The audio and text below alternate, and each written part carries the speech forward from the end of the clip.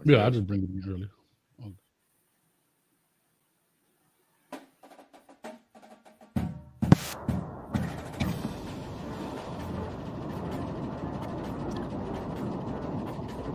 Chico over there with the messed up mic. Sound like he hanging out a convertible in Hawaii off in the light work. Well, yeah, Chico. The people can't hear you. Let me know if we get a thumbs up. Everything look good, sound good. Can you hear me? Can you hear me? Am I clear to you? I know you like to have my mic down. You can talk over me, but it's okay though. This guy here is light work. Hopefully he brings some funk. I think he's bringing some friends with him. Anybody can get it. There it is. Well, let's get this thing going, man. Let's see what's up with it, man. Let me pop this thing on. Oh, boy. How many people? We already got 141 in the building. There you are. Where my man's in them at? There he is. Oh, now Rosa L is in the building. Nick Bone once again. Wayne King, LMB, Say Cheese, Rawhide Media up in here. Super T-Bird, Skill up in this thing. DC, put the cities in the comments right now. We'll take it in from. Where we come to get you. Happy holidays. Oh, that's so cute. That's so cute. You got you a Buffalo Santa hat, dog. We come to get you. Boom, boom, This boom. man got a Buffalo Santa hat, boy. You better stop it, boy. Thank you so much for the gift. I broke it out last live. Thank you so much for the gift. You know what I mean? Gave it to you? Go on my left shoulder. None of you. Appreciate the gift though. It was from an anonymous. They said they sound like they cool people. None of you sound like cool people. They said we do not want Coach Hayes to say our name. So there you go, Chico. We appreciate it. So thank you guys. Put them tomatoes in the comments if you're throwing them at Mr. Tomato Man over here, aka Hey Kool-Aid. But nah, this is my partner though, my friend, my homie, the one and only. Do me a favor. Coach. Y'all were talking about tomatoes. Y'all do me a favor. I need y'all to throw them cameras. In the chat for me. Y'all throw them cameras in the chat for me. You know why? Because, dog, Chico, you like Kodak, dog. You don't get it? I see your true color shining through. Y'all throw them cameras in the chat. That's Chico thing. Little cameras in the, you know what I'm saying? Yeah. It was so good, boy. I see them colors, dog. I see them true colors shining through, Chico. I hear you, baby. It's all good. Yeah, just who I thought he was. Oh, Chico. Yeah. Thank you very much once again. Thank you very much. Shout out to everybody checking in, internationally, nationally, wherever you're checking in from. I appreciate it. You already know who it is. The B-I-W, the D-O-W, Chico to the C, and the place to be with Uncle Hayes over here, drinking on his concoction of you know what. And it's going down in a major way. Shouts out to his big brother, Boo Capone, checking in from the West Coast. You already know how we do it, man. 9-4 Finals checking in. Portia Set tripping. Nene P and T Woods also checking in. All right. We got a lot of topics to cover today, as you can see on the face of Coach Hayes. Anything you want to bring up? How was your weekend, sir? Great as always, dog. No sweat. Like, dog, water off a duck's back, dog. Easy work around here. How was your weekend, man? My weekend was wonderful. You know, made it through another day. You know, got to hang out. You know what I mean? Relax, learn some things. But overall, it was great. We had a bunch of signees that come through on the Colorado side. Coach Prime proving people wrong once again as he's high-stepping through the transfer portal and spiking the ball on people like Coach Hayes, who's saying what he couldn't do and what he was behind the 8 ball doing. Tomorrow is signing day officially, and it's going to be going down in a major way. I will have a long live stream going on, have a couple of guests coming on hollering at me. And we'll do it like that, man. But I got a question though. Hold on, because I ain't gonna let you just spew the venom. I ain't gonna let you spew the venom. You said what I say he couldn't do in the transfer portal. Never said he couldn't do anything in the transfer portal. So what do you mean? Explain to me, my brother.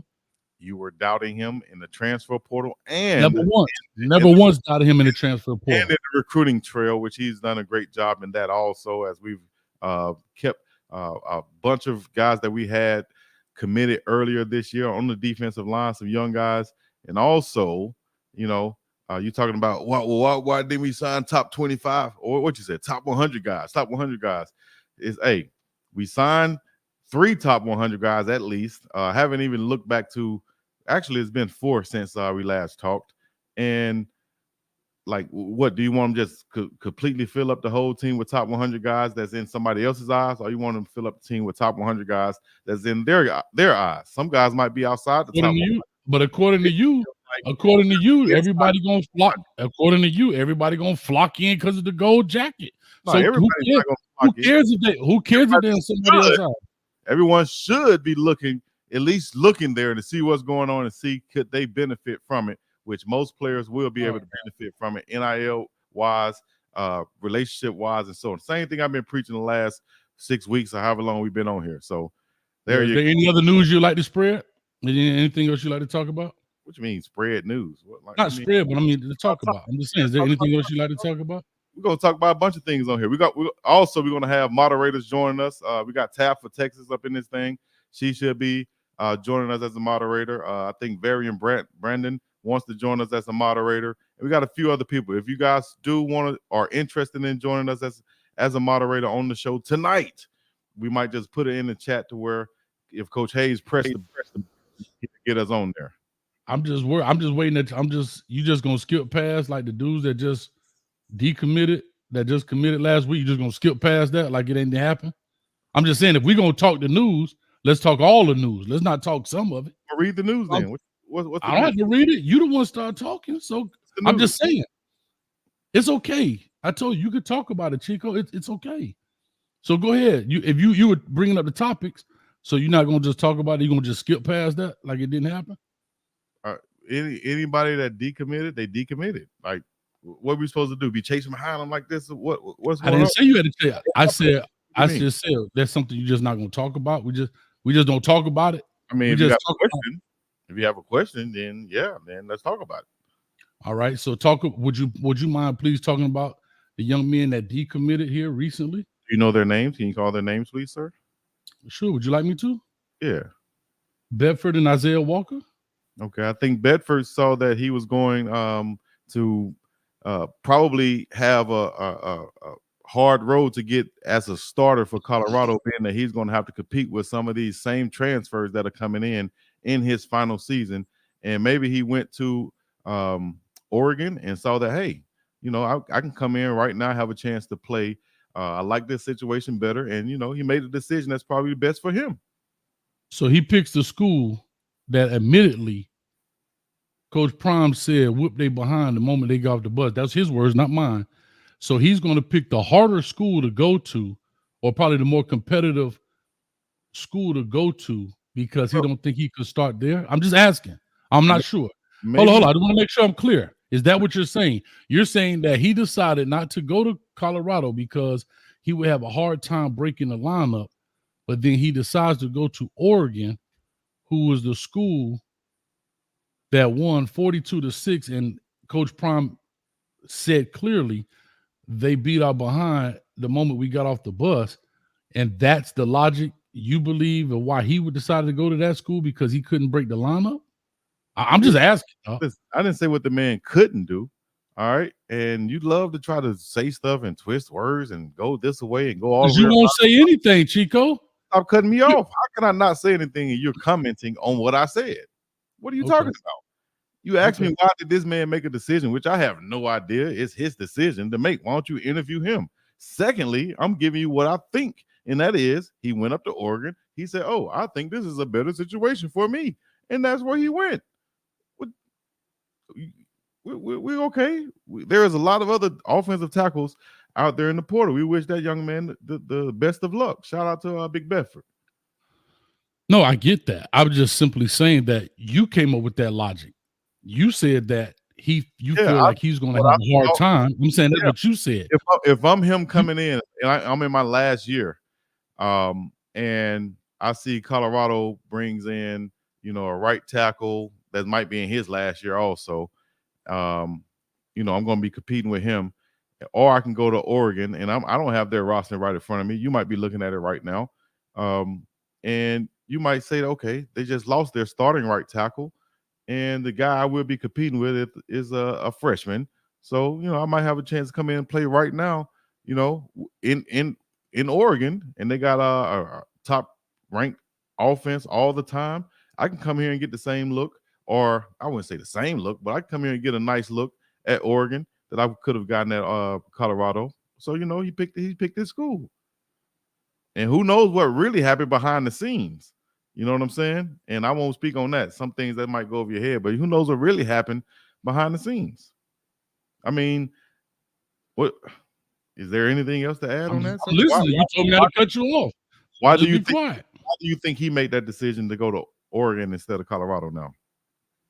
Because he clearly said, however, upon reflection, I believe that the University of Oregon aligns perfectly with my long-term goals, and I'm thrilled to join the Oregon Ducks and contribute my best on and off the field. That's not what I just said. You don't interrupt me. Don't interrupt me. I'm sorry. So basically, no, but that's not what you said at first. What you said at first was clearly you didn't think he could break the lineup. And then I went on the first thing came out your mouth. Before you cut, that's the first thing that came out your mouth. Exactly. And I added, and I doubled back on both of those things. And I added what? Exactly what you just spit out of your mouth, what you read. So you can go on to the next subject, or you can answer the question yourself. No, I'm just saying. So what about the other young man? The other young man I have no knowledge of. I don't understand or why or what happened with him in that situation. So I haven't researched it, so I can't speak on it. You didn't get an inside call or nothing? Like, I thought you had inside stuff. No, I didn't. Okay, I'm just asking. I didn't know. I'm just asking. I know you got the inside stuff, so I'll just ask. Mm-hmm. All right. Next. Yeah. Next. I just like the fact how you glazed over that piece. But anyway, go ahead, continue, my brother. Hey, if y'all taking score, there's his first one glazed. Bing. Next up, my brother. Bean pie, my brother. Should we have the moderators come on and ask the questions now, or do you have any other questions? I don't have any questions for you, dog, because I already know what you never do. You never bring up any topics. All you want me to talk. So I look like the bad guy. Only thing you don't ever ask you a question. I just asked you a question. You answered it, and you answered it with a question. So you want to answer another question? Every time I ask you something, you say you don't know about the school or about the team. I don't know what they got right now. What about the offensive line? What about the defensive line? Did you see the guys that they brought in this week on the defensive line? What do you think about the big fella from Houston, the 4-year starter, 5'11"? Is that a problem for you on the offensive line to see a guy at 5'11", 295 pounds, strong as an ox, though? Is that a problem for you to see him at defensive tackle in major college football? No, because Coach Prime and his staff thought that he could come and contribute to the Colorado Buffaloes. I don't have any issues. I'm just saying I don't have anything to say about him. If they deemed him good enough to offer a scholarship and extend a scholarship to come to Colorado and contribute to the program, then guess what? I'm all for it. I have no issues with the young man whatsoever. So in other words, you don't have any idea what this young man can bring to the program. I'm asking you what you think about a kid, just like you be turning around to me. I'm not asking you what Coach Prime think. I'm asking you what you think, Chico. I'm asking you what you think, Coach Hayes. I haven't seen any footage on him. Do they have a highlight tape of him? I'm just saying. I'm not going back and watching Houston football games. So if they have a highlight tape, I would really look at it, but I couldn't find one. So what do you think about a defensive tackle being 5'11", 295 pounds or so, playing and being productive in major college football? Do you think that's an issue with this size or anything of that nature? No. Okay, why not at the defensive tackle position from a football perspective? Why would it be an issue? He's 5'11", 295. He's got weight. He may not be the tallest guy in the world, but that's okay. We've seen people that ball. We see receivers that's not 6'4". They're not Julio Jones, but they definitely can play. Like you say, he's strong as an ox. So I don't see it being an issue. Now, if you tell me the entire defensive line is like that, then maybe so. But one guy, I don't see it being an issue.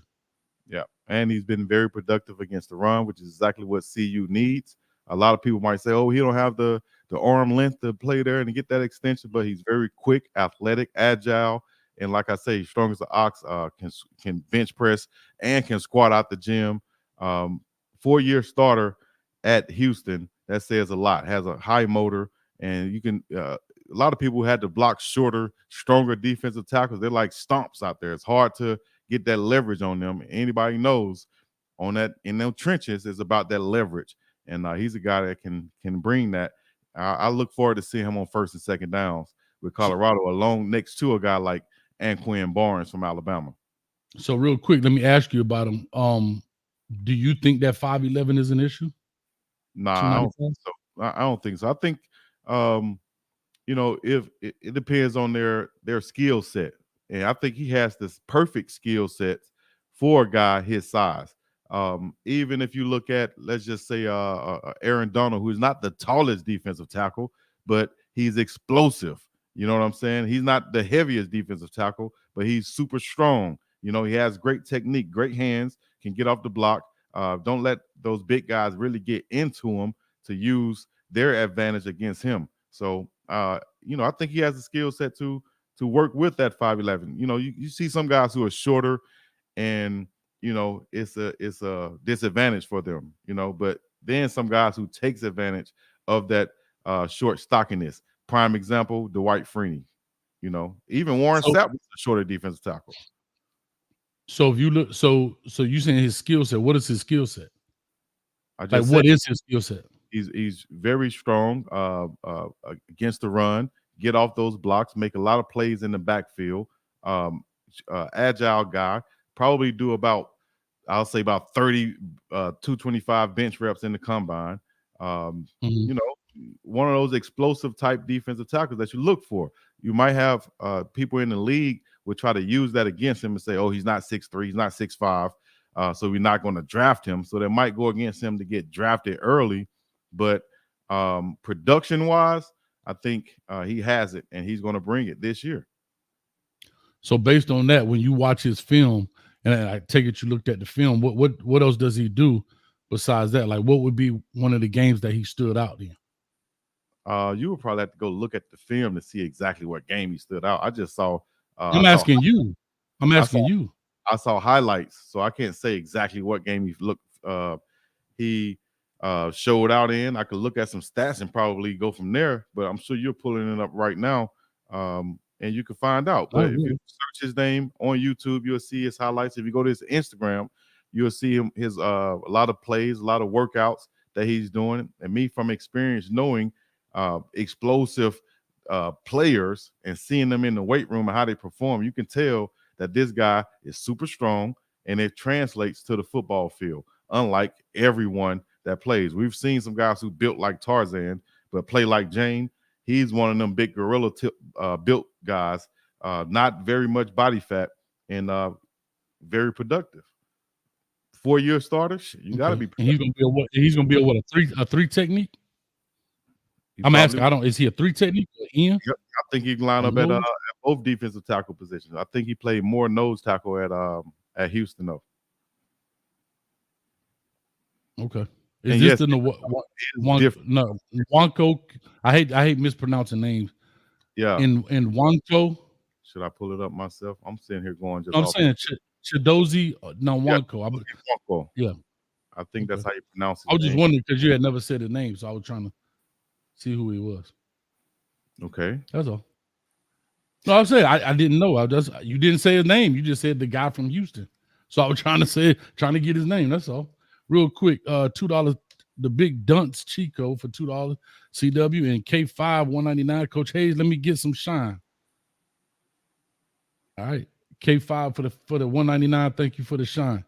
All right, and I'll give you a little bit more information on Nwakwo should be said. I think the N is silent. But here's a little bit more information when Coach Prime said about the big fella. He said, I can't wait to see what God has in store for you. The sky's the limit. Defensive line coach Sal Sinceri can't wait to get you on the field and get down with you. Nwakwo is the second former Houston starter to commit to CU this month, along with guard Tyler Johnson. Former Houston running back Alton McCaskill IV recently completed his first season at CU after playing for the Cougars with Johnson and Nwankwo. Just as he's making his announcement, however, the Buffs did lose, as Coach Hayes said, a commitment. Former Indiana guard Matthew Bedford, who had committed to CU last Tuesday, announced he was going to Oregon instead. But as far as Nwankwo, he's 5'11", 295 pounds, and he visited CU this past weekend, and it's the third defensive lineman to commit to CU in the past 2 days.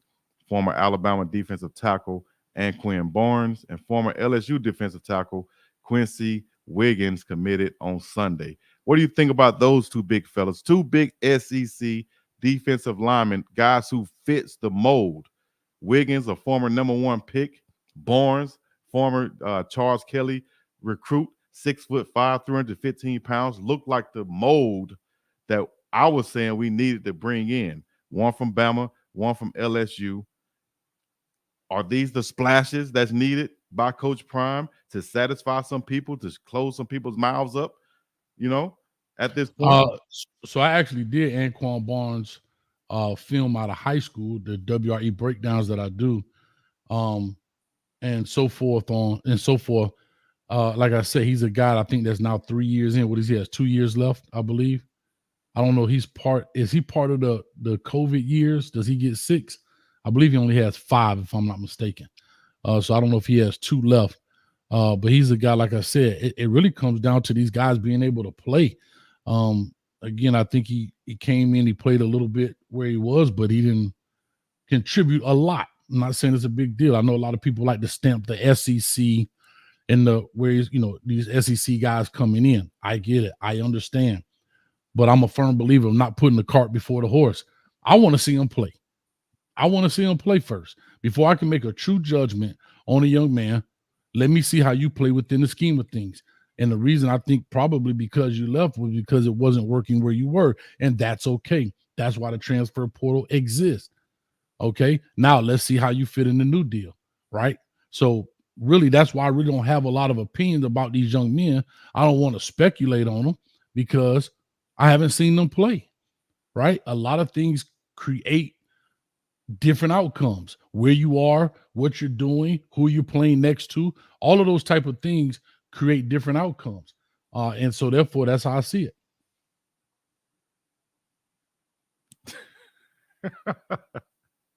Okay. Any guys in the transfer portal that you see that Coach Prime and them should be targeting? Just out the top of your head. Pause.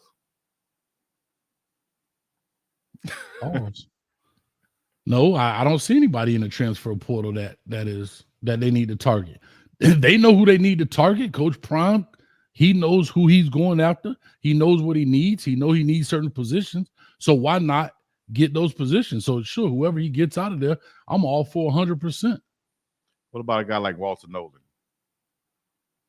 Definitely could be a target. That would be a great pickup for them.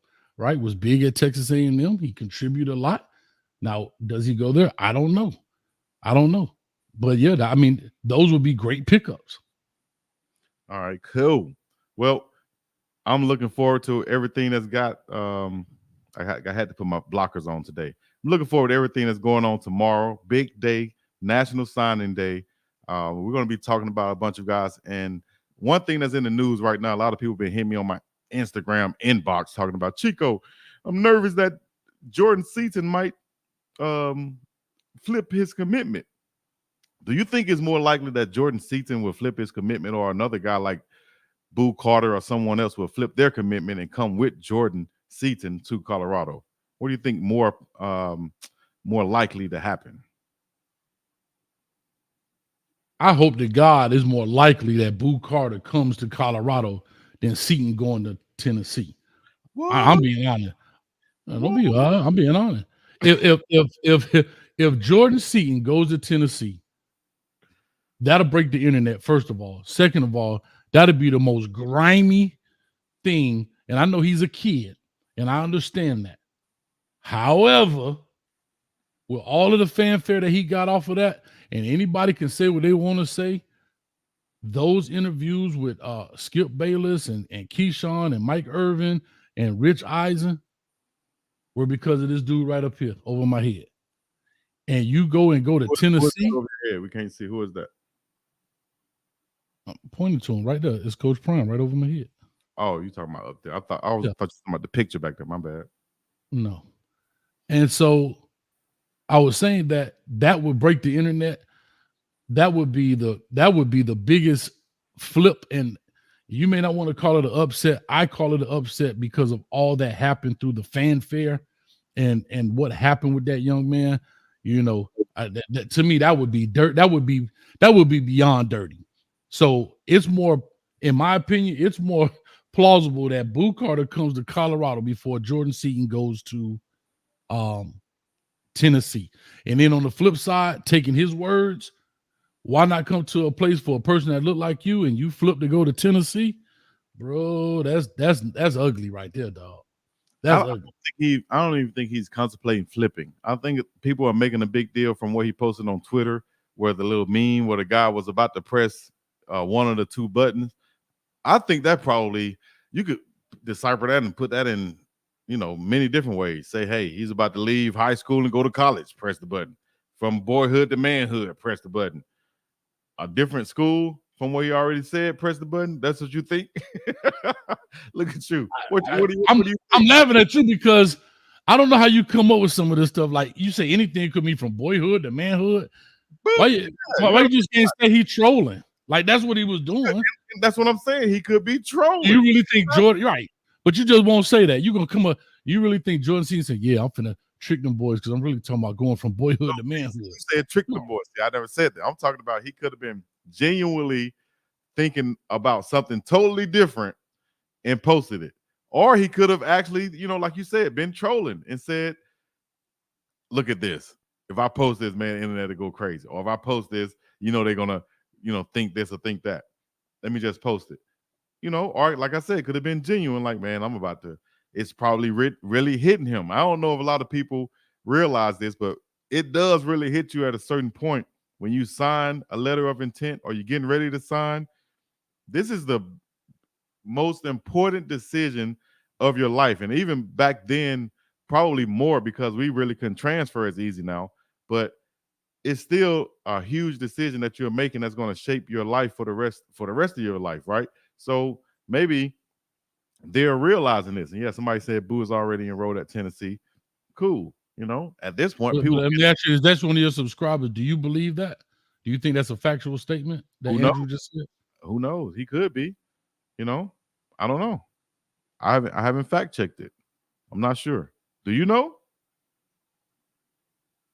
You reacting like I should know or something. Do you know? I don't have no clue, bro. All right then. So you ever seen a kid enroll? You seen anybody in life ever enroll in college in October, November? Or there's semesters, right now? Or right now, huh? You think they could enroll right now? I'm asking you. No, I've never seen nobody enroll right now and be practicing with the team right now. What are you talking about? I know this is what he said. He said Boo's already enrolled at UT. And someone said, okay, there's another one said Boo is not enrolled, not until after National Signing Day. Exactly. Not possible to enroll before early enrollment. Exactly. So is it possible that we could tell? Can we tell people that spreading misinformation that that's not correct? Someone said he posted IG Live. I don't see him enrolled. Nah. So the IG Live could not, people can interpret that how they want to, talking about he's practicing with the team. The man could just be at practice and people will say, oh, he's practicing with the team. I know, but let's straighten out Andrew a little bit. All you gotta do is Google, though. Let's just Google. Find out. I don't have to Google any. Okay. You say you don't have to Google anything. Coach Hayes already knew. I don't have to Google that. I don't have to Google that. So kids, again, you have to sign your letter of intent. Right. That's a fact. You have to sign your financial aid information. All that stuff take a minute. And I'm just saying he's already enrolled. I'm just saying, I didn't know if you would like to address it, but you said you didn't know. So no, I mean, as far as that, you're talking about technically, or from what I know in the past, of course I wouldn't think he's enrolled. But if someone's saying this as if they know, then I like I said, I didn't fact check it yet. You know what I'm saying? So yeah, it's simple as All that. right, y'all. Okay. All right. You go bake ZD $5 until they sign. Anything is possible. Look at Dylan Raiola. Right. And Joe Button, Coach Hater, what's up? Coach Tell Hater, your what's mama I up? said hi. All right. Hold my mic, man. Yeah, I'm good. Yeah, we here. Oh, not everybody in the chat once again. Hold on. We got some more up here. I'm sorry. Marie S, what's happening? Days to come. I guess he was talking about the young man from Houston, 2-time state champion wrestler. Ooh, I bet he was a beast on that on that wrestling mat too. Torrance Sutton for $5. We coming. I feel we have a dominant season next year. T Woods just for the $4.99. And then we went over Bake ZD and Joe Button. Okay.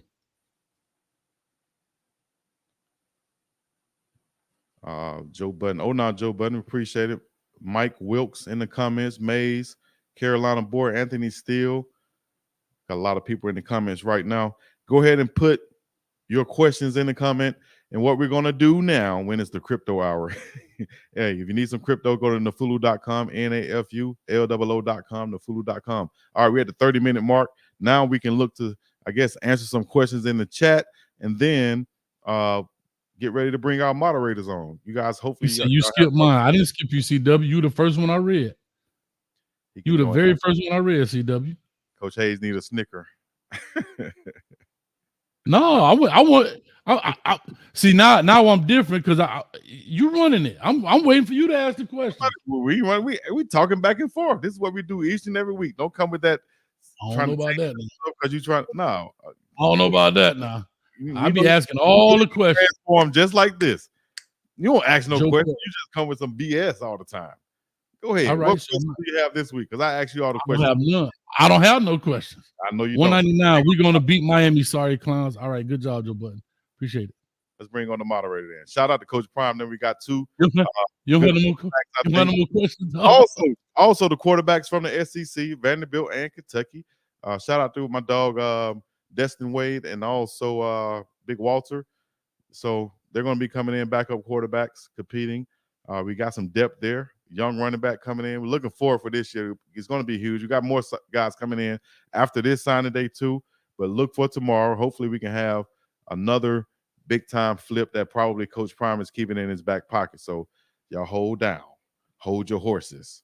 Yes. Is there anything else you'd like to talk about? That was kind of does have eligibility. I know we are seeing him on his Instagram out there snowboarding and stuff. But yeah, he'll be back next year playing. Shiloh Sanders. I'm just saying, is there anything else that was just breaking here about Colorado? No. I could read off more news that somebody said earlier. Chico reading somebody else's article. Yeah, I said it was about an Instagram post. You know, the commitment guy that y'all got. There was a lot of news about his Instagram post. You didn't see that? The commitment guy that y'all got? Yeah, I just thought you knew. What is Chico? It's funny how you omit all of the information. Anything out there, you just gonna omit it. What are you talking about? If I don't know, I don't know. I'm actually, what are you talking about? Explain, sir. Exactly. I'm good, dog. I'm just saying. You ain't got nothing but hot trash to try to talk about, huh? You got no good topic. Not talking about anything.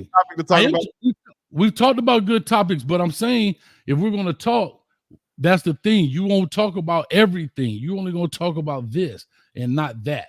And that's what I'm saying. So that's what I'm saying. What are you talking about? I don't have no question. Nah, because no good. Question. You don't have no question.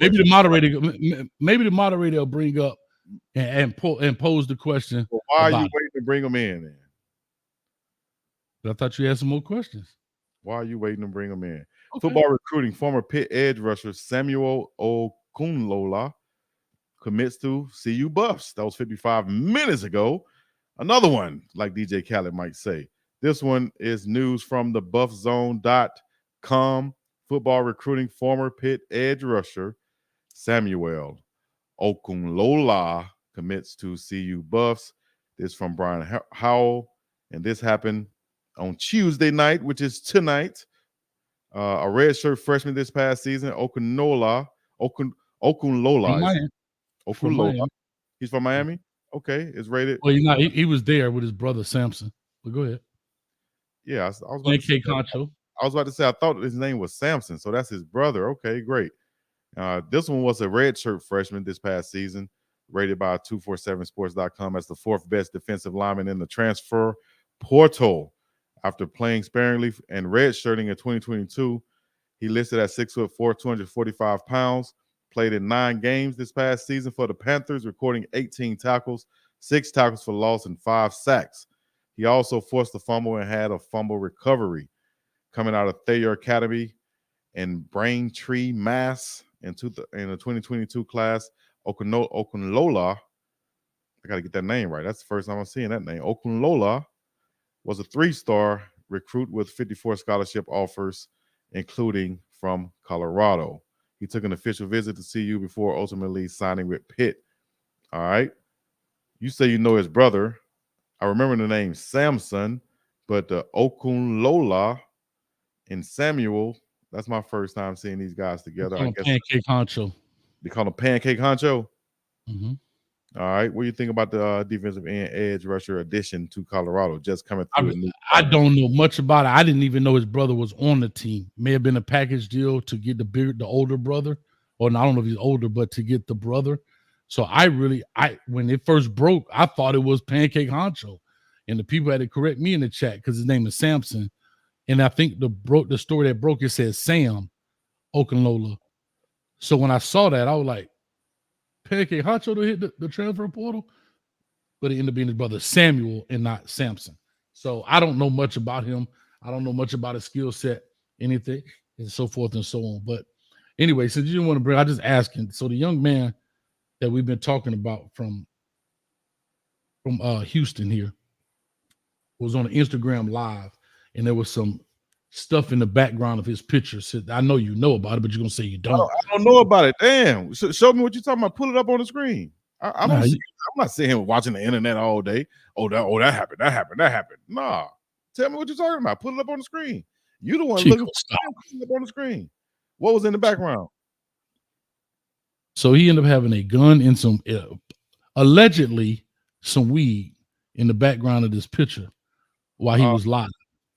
Chidozie? Yes. Okay. When was he live? This was an old live, or this was just recently? Bro, you missed your calling, dog. You should have been a lawyer, dog. I don't know. Dog. Bro, I'm just saying, dog, you missed your calling, dog. This ain't it. You should have been a lawyer, dog. I'm telling you, if it ever go down, well, I can't do it with you because you'll tell on me. But I'm just saying, bro, you missed your calling, dog. Chidozie, I don't see it. I don't see the news on that, brother. So tell me, break the news for me. This is breaking news from Coach Hayes. Nah, it's always negative breaking news for me. Anything else, you know everything else. You know everything else that's here. But if it come to this, I'm like, I ain't gonna say nothing. I don't want nobody be mad at me. Anyway, your subscriber says they say Dozie had weed in a gun during his live. I haven't seen it yet, but they actually have a picture of it. Either. So if they have a screenshot, share the screenshot or don't. Yeah, but it's on my phone. I'm saying this is on my phone. I'm trying to find it on the internet. So he played in Texas. Doesn't everybody carry in Texas?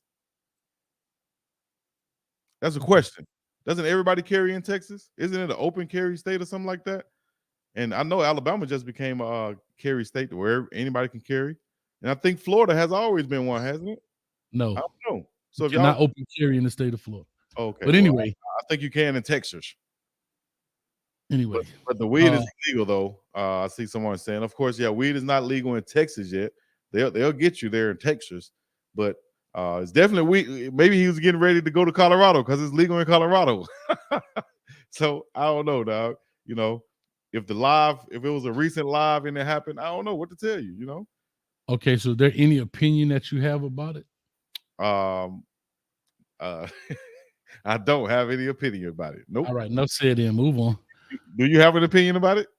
No, because all you're gonna do is try to clip this out and make it seem negative, and that's why it's hard to have these debates because negative. Because Chico, I know you're smarter than this. And how about just simply saying, you know what? Even though it's legal, even though it's legal, sometimes you got to be so aware of your surroundings. Just because you can don't mean you should. You got to be careful. Because you won't ever say anything, dog. No, I don't have an opinion. You First asked me thing to you have an said opinion on it. was I a don't have lie. an opinion on it. If you really want me to tell you my opinion, what I really, really, really think in the back would be something like, hey, shit, all of them probably got guns and weed somewhere. You know what I'm saying? As far, not all of them, I would say a lot of athletes probably got guns and weed somewhere. You know, yeah, be smart about what you're doing on live. You know what I mean? That's the main thing. That's probably the smartest thing you've said since we've been doing this together. Be smart about what you're doing on live stream, dog. Even right now, be conscious See, of it's what funny. Like you could say that. Why wouldn't you say that at the beginning? Nope, I have an opinion. Then once I say something, now you want to say everything that I said. I can piggyback off of that, but you asked me what my opinion was initially. I didn't have an opinion on it. Shit, it happens. That's my opinion is. It happens. Did he lose his scholarship? Is he still coming to Colorado? You know, hold down till you get to Colorado. It's legal in Colorado. You want me to say that? Oh God! All right, that dude say I'm dry. How am dry snitches on the internet? Yeah, y'all. No, because you pulling it up, bringing it up. I ain't say nothing about it. I ain't know nothing about it. Now I know about it because of you. That's called dry snitching. Next subject. Automatic. So give me the definition of stealing then. So give me the definition of stealing. Give you the definition of stealing. Yeah. Man. Hey, yeah, exactly. Get the moderators on, please. Yeah, why you want to change? Now you want to change the subject? Give me the definition of stealing. Get the moderator on, please. Google is your best friend. Rat Hayes. Give me the definition. Oh, now see you can't tell. See that's what I be talking about. Give me the definition of stealing then. Hey, this ain't no. I'm not in a classroom. What I look like? You? Yeah, you don't ever want to answer nothing. What I look like? What is it? Yeah, I'll give me the definition of stealing then. Maybe I ask the moderator. Anyway, coming to the stage, he had to bring. He brings in. Yeah, coming to the stage here, brings in the young lady. She was on my show the other day. Chico stole from, and time out. Let me address that too. Let me address that before we bring. We're bringing in the moderator. No. I gave you a chance to bring it up. No, let's talk about this. No. You don't want to talk about it because no. Now you want. It's funny that when I say something, now you want to talk about it. No, I opened the door and said you want to talk about it. Now I asked you what's the definition of stealing. Go Google it. So anyway, you can't. Hold on. I don't want to talk about it no more. You know why? You stole it. It is what it is. All you had to do was ask me, dog, but you didn't want to do that. And now you keep saying, bring up the moderator, bring up the moderator, bring up the moderator. I'm bringing up the moderator. And now you don't want to, now you want to talk more. Let's bring up the moderator. The definition of stealing is definitely not called a reaction video, which I have legal rights to do all I want to. As a matter of fact, how you have legal rights? Hold up, whoa. How you figure you got legal rights? The next 10 times you go live and I see it, I'm gonna make sure I pull it up and I react to it. And you can say that I'm stealing all you want to, because as long as you're on the internet and putting it out there for public consumption, as you said earlier, I can take it and react to it until I turn blue in the face. You understand me? No pun intended. Make sure you do that. Yeah, I will. Make sure you keep it up this time. Don't take it down. I took it down because that's what I want to do. Because I exactly. Now you took it down because you know that jump was wrong. How is it wrong for me to react to something that's on the internet? How you gonna live stream? For y'all that don't know, I've done it many of times. I've done it many of times. You can live stream. How you gonna live stream another person? Easy. Hold up. How you gonna live stream another person's live stream at the same time? Easy. The way I did yours. If it wasn't legal, YouTube would have stopped it. So what are you talking about? Go take it up with them. Don't hate the player, hate the game. I know you heard that a long time before. Make sure you remember that, dog. Make sure you remember that. School. I remember. That's why I call you Kodak, dog. Your true color showing right now. Do it all you want to. That's legal, legal and available to do on YouTube. That's why it's there. Shout out to my dog DJ Ghost. To screen record somebody else current live, not that the stream is over. Live reaction. You are going to live stream. Live reaction. While the other person is like, Chico, come on, dog. See, this is why I be saying you don't believe what you're saying. Toleration in this. You know why I know you knew it was wrong? Because you took it down. Because it was I would. You took it down. Put it back up then. Put it back up. I can. Put it back up and see what happened. You wanted me to put it back up and see what happened. What's gonna happen? You gonna call it? I'm gonna tell on you. I'm gonna tell on you. You point a finger. I'm gonna tell on you. I just said put it back up. You said you gonna. You said the next 10 times I go live, you gonna do it. Man, this is Put the it second up there time and see you what try to happens. snitch on somebody on this show now. Don't let it be a third time. I know everything is joke. You always a kiki ha ha when you know you wrong. Kiki ha ha. Listen, Coach Hayes, on the real. So I can't get an apology though. I can't get an apology. I can't get an apology. Okay, that's enough said. Going to the moderator again. That's all I need. And secondly, listen, live reaction. I got. I need to apologize to Coach Prime. I got over. You gonna steal my stuff? I got probably over 50 live streams that I've done where I did a live reaction to Well Off Media, Reach the People Media, and the pregame show. And you think any of them were live? Were they live? Do you think any of them reacted? No. Here's the difference. Were they live? The ones that I did were not live, but they Thank were. You. That's the difference. That's the difference. They were Chico, that's the difference. Immediately after they were over. And you're telling me immediately. I don't have a problem with that, Chico. The live stream, we're reacting live to your. You know what? You know what, dog? You know what, dog? No, but you know why? You heard what you just said? Well, no, the problem is you just said it immediately after they were over. Here's the sad part. I even sent the people to you. I said, hey, Chico gonna do a live reaction. What? No, listen. I thought you were doing a live reaction after, and I told the people in the chat, and I said, hey, guys, well, if you listen for a second. Say anything to me, you're discussing you're discussing our content on your show. That's not true. I was talking because I shared about what she said to me. Exactly. From what you saw and you reacted to on my page. Now, had you said you want to talk about reaching out or checking in, had you said, hey, big dog, I'm about to have a tab on, we could live stream. We could do a live stream this just like we do because it's content. What? Because it had nothing to do with you. The content was about me and her conversation. The first 2 minutes has my name in it more than your name. What are you talking about? The reason I interviewed her was because it was a reaction to what she said. It don't even matter. It's not now you don't want to talk no more. Not on the internet, so you ain't got to be butthurt no more. All right. I'm not butthurt at all. I just see who you are, dog. It is tomatoes. Them jokes mean nothing to me. I see who you real. I see the real dude who you really are, dog. Because if you had a problem with that for real, you would have said something when we talked earlier. What I need to talk about? You already did it. You're talking about it now. Yeah, because it happened in public. I'm gonna address it in public. All right. Well, cool. I don't need to talk. What I need to talk to you for in private when you tried me in public.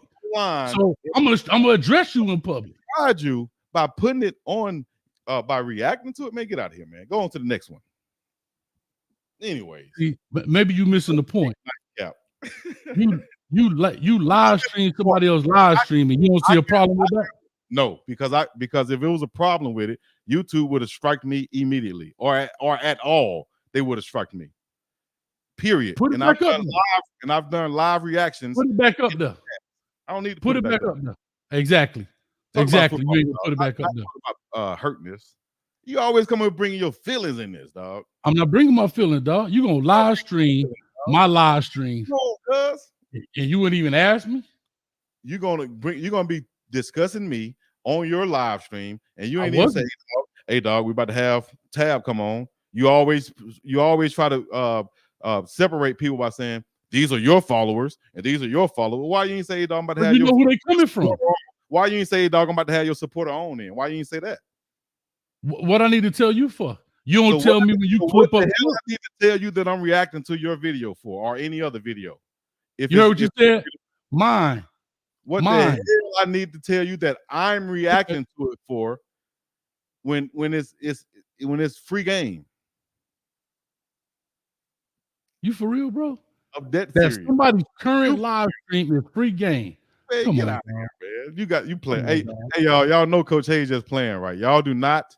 No, I'm dead ass serious. Do not. The fact that you don't even see this as an issue. The fact that you don't even see that as an issue. Anybody want to? Hold on. But you keep saying that you keep saying you do that to Well Off Media and Uncle Neely and them, but you never did it while they were live. All right. Do it while they live. Anybody want to react to my live while I'm live? Go ahead. I appreciate it.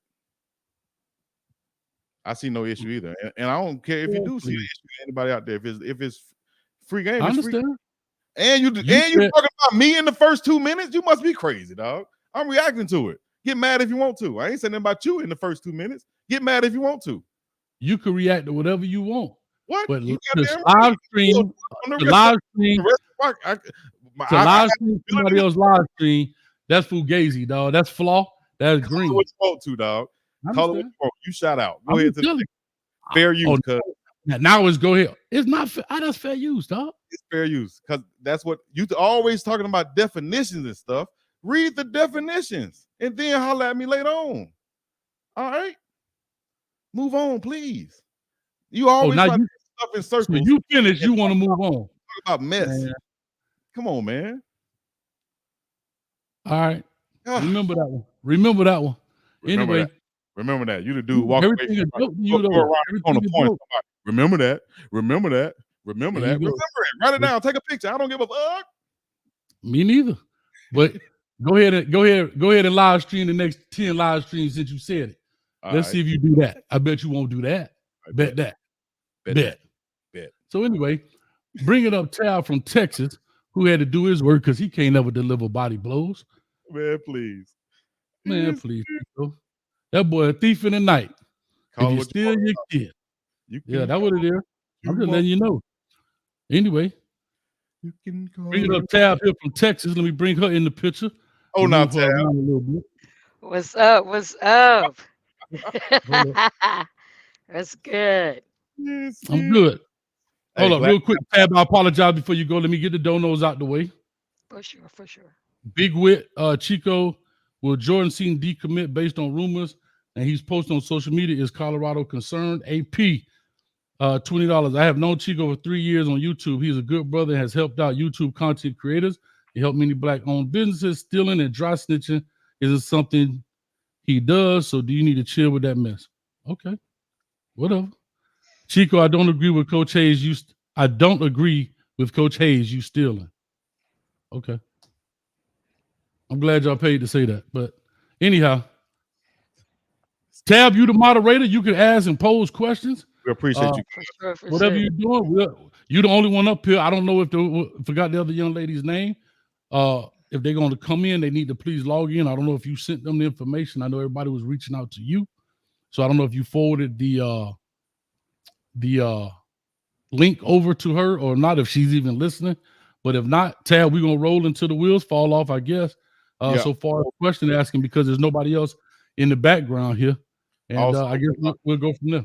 Coach, you can put in the chat the invite link to where if anybody's in the chat and they want to become a moderator probably after we have Tab come through, have your questions ready, and maybe we'll put you guys on if Coach Hayes shares that link and opens it up like that. All right.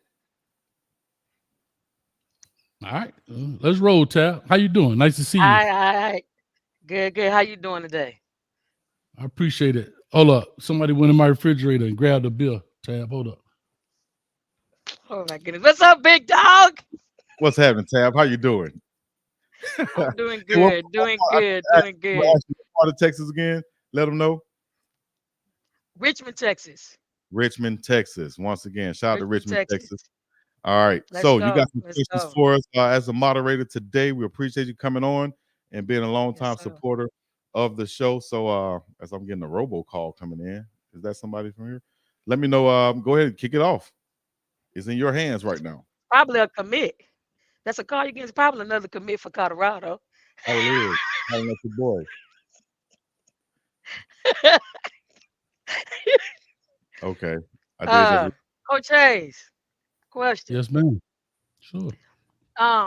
As far as the Miami Hurricanes, who did you guys get? Do you like them? And do you have footage of them on your YouTube? You mean so far? Who did we get so far as commits? As far as commits, yeah. Yeah, I think they're up to like 24 high school commits right now. I think they only got like 3 or 4 out of the transfer portal. Speaking of linemen, they got the center from Indiana, if I'm not mistaken. Again, I haven't looked at a lot of those guys. I broke down some of the high school commits. I don't look at the transfer portal guys so far as their footage and their tape. Um, like I say, in the coach I trust in that sense, meaning Mario Cristobal, Prime. If they feel like those guys go, I want to see them play. So I don't really have anything forward to say, because I would be lying if I say I watched Indiana football and I paid attention to the center. So that would be disingenuous if I could come in here and say, yeah, he gonna be the best, yada, yada, yada, yada. I would be lying to you because I haven't seen him. There's no highlight tape of the center. So I just have to wait until I see them in the spring game or hear other, inside information in regards to how he's fitting when it comes to practice and drills. Okay. And as far as I, Colorado Buffaloes, I don't know. I don't know what you what say? I got. Oh, oh no, this is for Coach Hayes. I'm going somewhere. I promise you, Okay. I'm going somewhere. Okay. So anyway, back to As far Miami. as No, I'm saying huh? I'm going to say about Miami. We got some guys coming in. We made some major flips. I think Justin Scott was flipped over. Jordan Lyle, the running back that was supposed to go to Ohio State, he flipped over, kind of similar like they did last year with Mark Fletcher, who was supposed to go to Ohio State. They still working on Jeremiah Smith. We'll find out probably 8 o'clock Eastern in the morning if Jeremiah Smith, the number one receiver in the country, may flip, who's from that area. So old Loafer's been working, but that's so far as the high school kids go. Okay. Now, Colorado. How many commits do we get for Colorado? Whether it be the transfer porter or high school. Well, as I looked at it, y'all had 10 underclassmen, which is high school, but then Right. it's now at 9 because Isaiah Walker left. So right now I don't know what the total amount so far as transfer portal guys go. So far as the exact number, but of course it's only 9 so far committed, I believe, underclass right now. BiggDoggChico? Oh, now can you hear me? Yeah. All right. Uh, you say you know nothing about Miami, right? No, I don't know anything about the Miami. the recruits. So the reason why I asked that question is because um your background, Coach Hayes, from what I've seen, I see you do a lot of debates, but you also do like a lot of highlights of players, which I love. But you do a lot of highlights of players coming from high school. You show their highlights.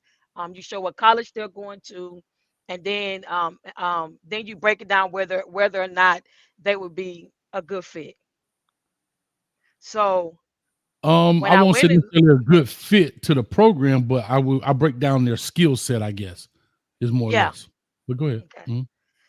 how many of Colorado commits transfers, I mean, or highlights from high school that you did from Colorado players since Coach Prime has been there?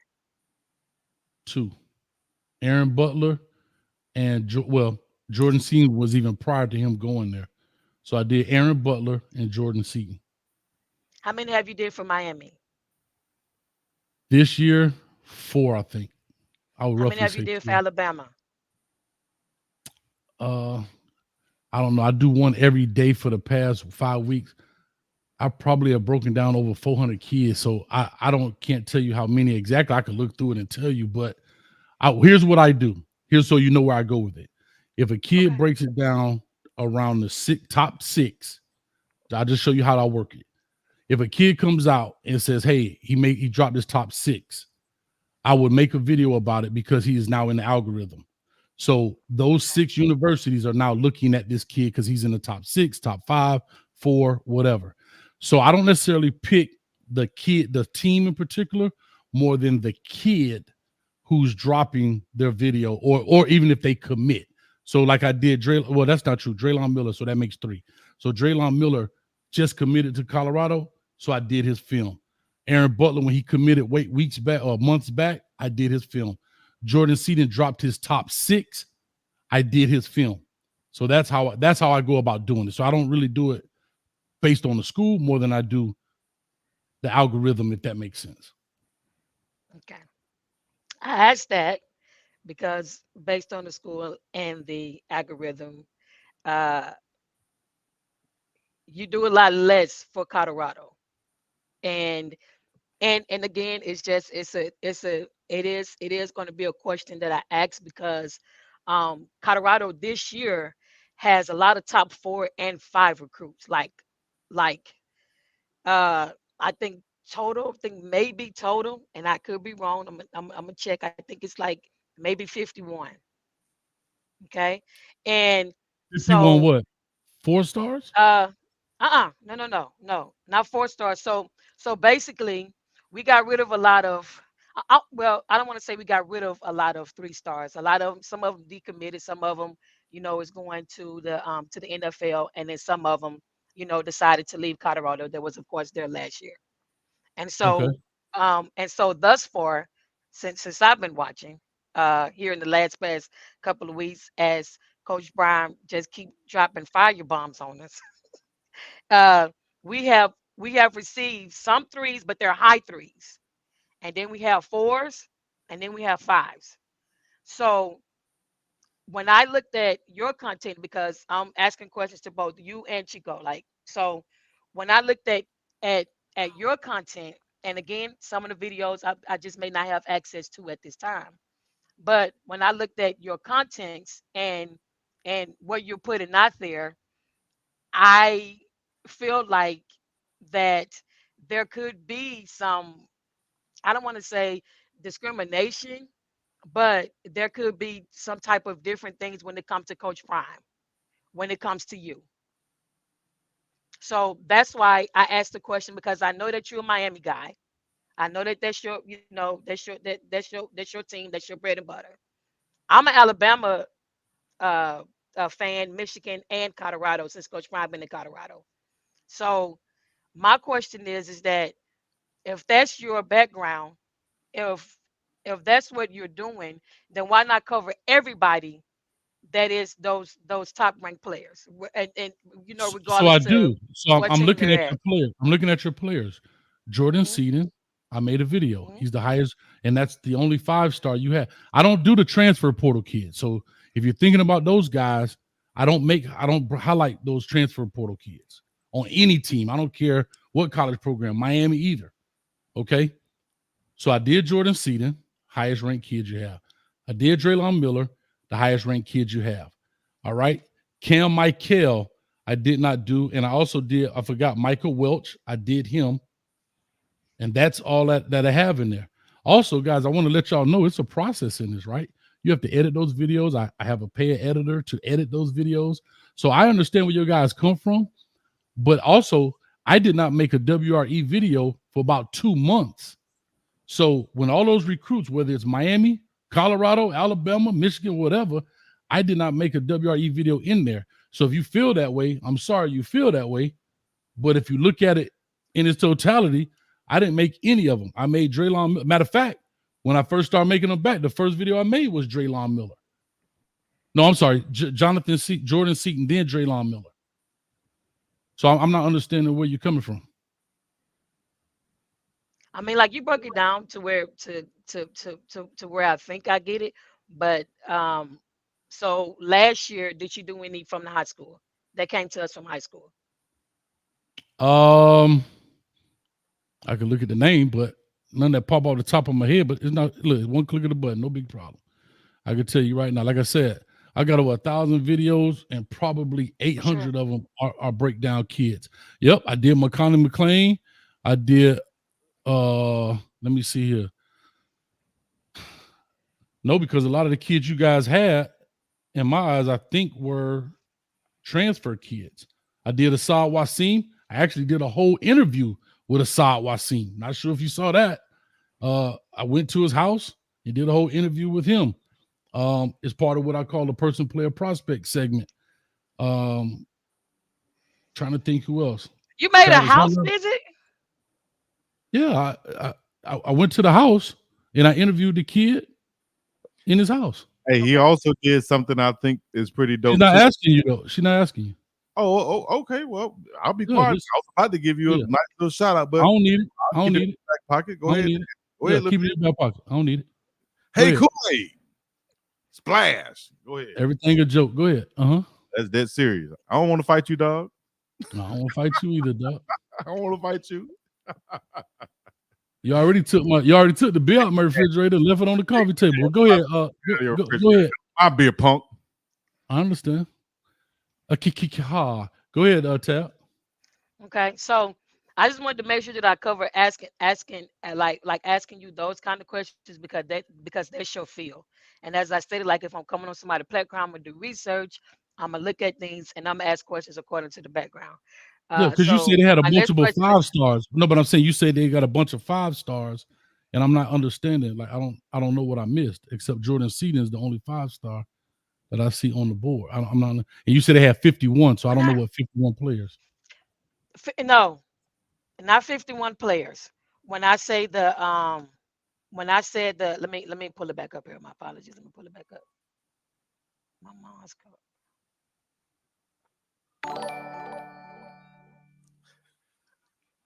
Somebody playing Monopoly. I don't know.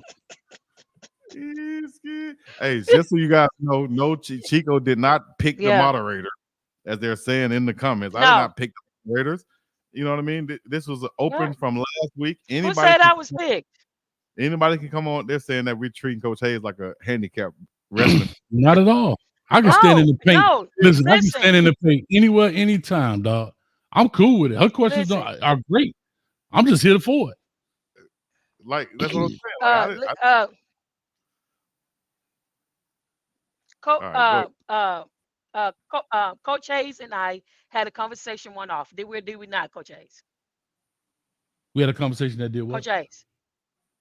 I hear you. You and I had a conversation one off, correct? Yes, sir. Yes, yeah. We had a conversation, correct? Okay. Right. And we both understand each other, correct? Correct. That's why I'm standing in the paint. Okay. I'm here. All right. I'm here to answer the question. We having a debate. You the moderator. So I'm you asking him questions that's in his field. Correct. Correct. I'm asking you questions that is in your field, right or wrong. You don't have to answer the number. Right. Yeah, just go for it. Moderate this thing. I'm ready. Well, they're part of they're part of everything. So I want to make sure you feel me. Mm-hmm. Overall rank is 21. And y'all really just had this up and it just went away.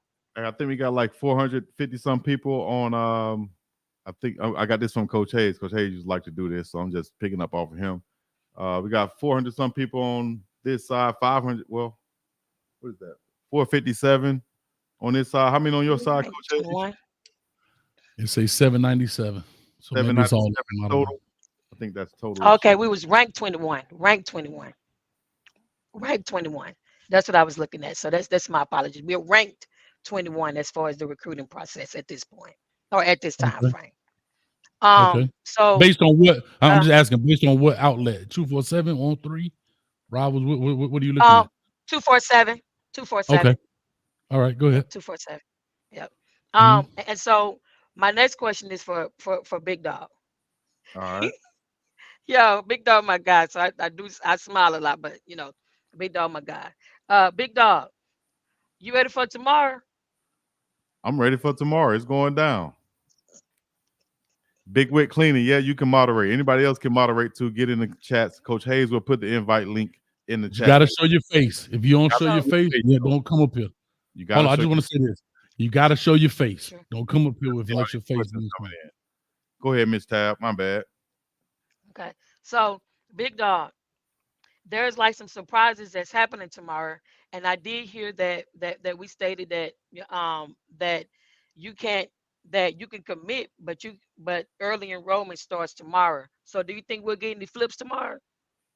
Any flips? Sure, I hope so.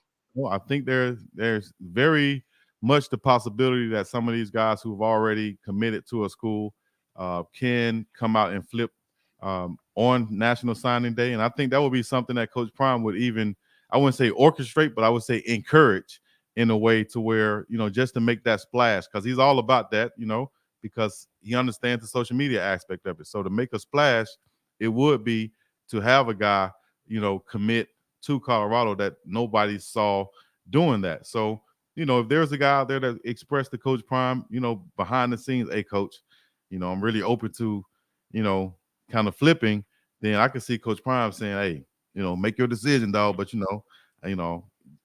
if you can make it on signing day, that would be even bigger. You know what I mean? They increase your NIL value coming to this school, much different than going to any other school. So it could be enticing for a top commit out there who's already committed.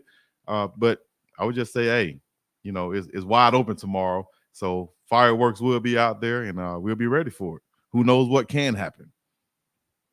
Oh yeah, oh yeah. I feel like we're gonna have some flips. I feel like it's gonna be some pretty big ones. I have mines in mind, Mm. and I feel like it's gonna be some.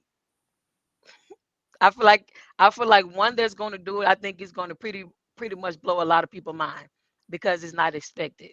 I look at things from a different type of analogy, and I see that the gentleman decommitted from us and went to Oregon, and so I'm I just gonna think that say opens the door for another right topic that we were looking at, honestly. And you know what I'm saying? I feel like, I mean, I ain't gonna put it out there. I'm gonna wait till it happens so I can see if my analogy is what my analogy is. because so Because coaches talk, coaches have conversations, whether we want to admit it or not, they talk, they have conversations, and you know what I'm saying? You know, listen, not just the NBA coaches talking, have trades going on. Said I give you this person if I can get X, Y, and Z. yeah. So that's just my perspective on it. My other question is is really for really not really for Coach Hayes, but there was somebody that I think I'm not sure if they're a supporter of Coach Hayes or a supporter of yours that was talking about the in-home visits that I did have a question for. And my question is that as far as like in-home visits, when your child is going to college, are you asking for all of the teachers and everybody that's at the school to come to your home so that you can get a better connection with them because they have your child for 8 hours and the coaches have them for around 2.5 hours.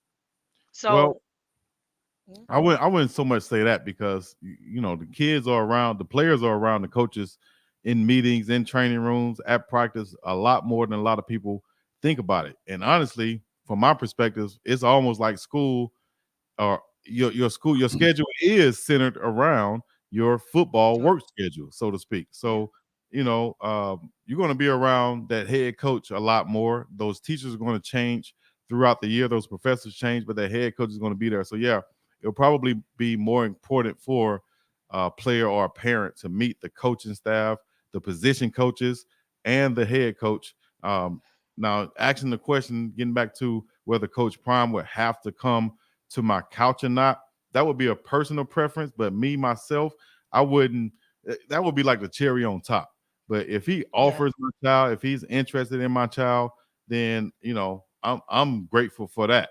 You know what I'm saying? And if that's the opportunity that I want to take, then I'm not going to hold him to. You have to come sit on my couch. Not at all. Not by any stretch of the imagination would I be trying to do that. You know what I'm saying? That's just me. Some other people might be different. Some people might say, hey, well, this coach came and sat on my couch and Prime didn't. So I'm going to go with this coach rather than Prime. If that's how you want to make your decision, then that's how you make your decision. But me personally, that's not how I'm making mine. Has that happened yet? Has Coach Prime denied coming to someone's house? Denied? Not to my knowledge. Yes. And I don't Okay. think so. But I don't think that's I don't think that's what he's doing. That's like I can't deny what I'm not doing, so to speak. All of my coordinators, the guys who are going to be working with the players even closer than me, myself, Coach Prime, they're the ones out there in home visiting, getting to know these parents and letting them know, to your point, you're saying you thought that they might have been with the professors more, and why not they're there? Well, the defensive coordinator who's going to be there every day with that player is there in that home talking to those parents. So, and then you got Coach Prime a FaceTime away right there doing his thing. So, yeah. Oh, Ocho coming to your house. Um, Coach Hayes. Yeah, real quick, I just simple response. No, the teachers coming to your house is not the reason you're going to that school. That coach has said in probably all cases, and you've heard story after story, 30s after 30s, that coach comes in and says that I'm here to take care of this young man. Comes in a boy, leave out a man. I'm here to do these things. Those are part of his philosophy as the maturation part takes place. And so, therefore, you're holding that coach accountable for your son being there. Also, to like Chico said, they're there, yeah, 2 hours in actual practice, but they spend way more time together than a lot of people understand. It's not like high school where you go to practice for 2.5 hours after school and he's gone, right? I mean, we can even take it to high school. Guess what? When the teachers have a problem with the kids, who do they go see? They don't call the mama. They call the head coach. If they know that kid plays football or basketball or whatever he does, first person they go to is the coach. Hey, coach, Johnny over here acting up in class, blah, blah, blah. Can you talk to him? Coaches are held at a higher level. So that's why I want to coach, because my child is going to that school because you want him to play football for you. So that's why I want, for if it was my personal preference, and here's why I want a person to come to my home. One reason. One, I want you to know our situation where we live. This is my personal opinion. I want you to walk into my home so you understand, and I'm speaking for a lot of it. I've sat in a numerous amounts of these meetings in the in-home visits.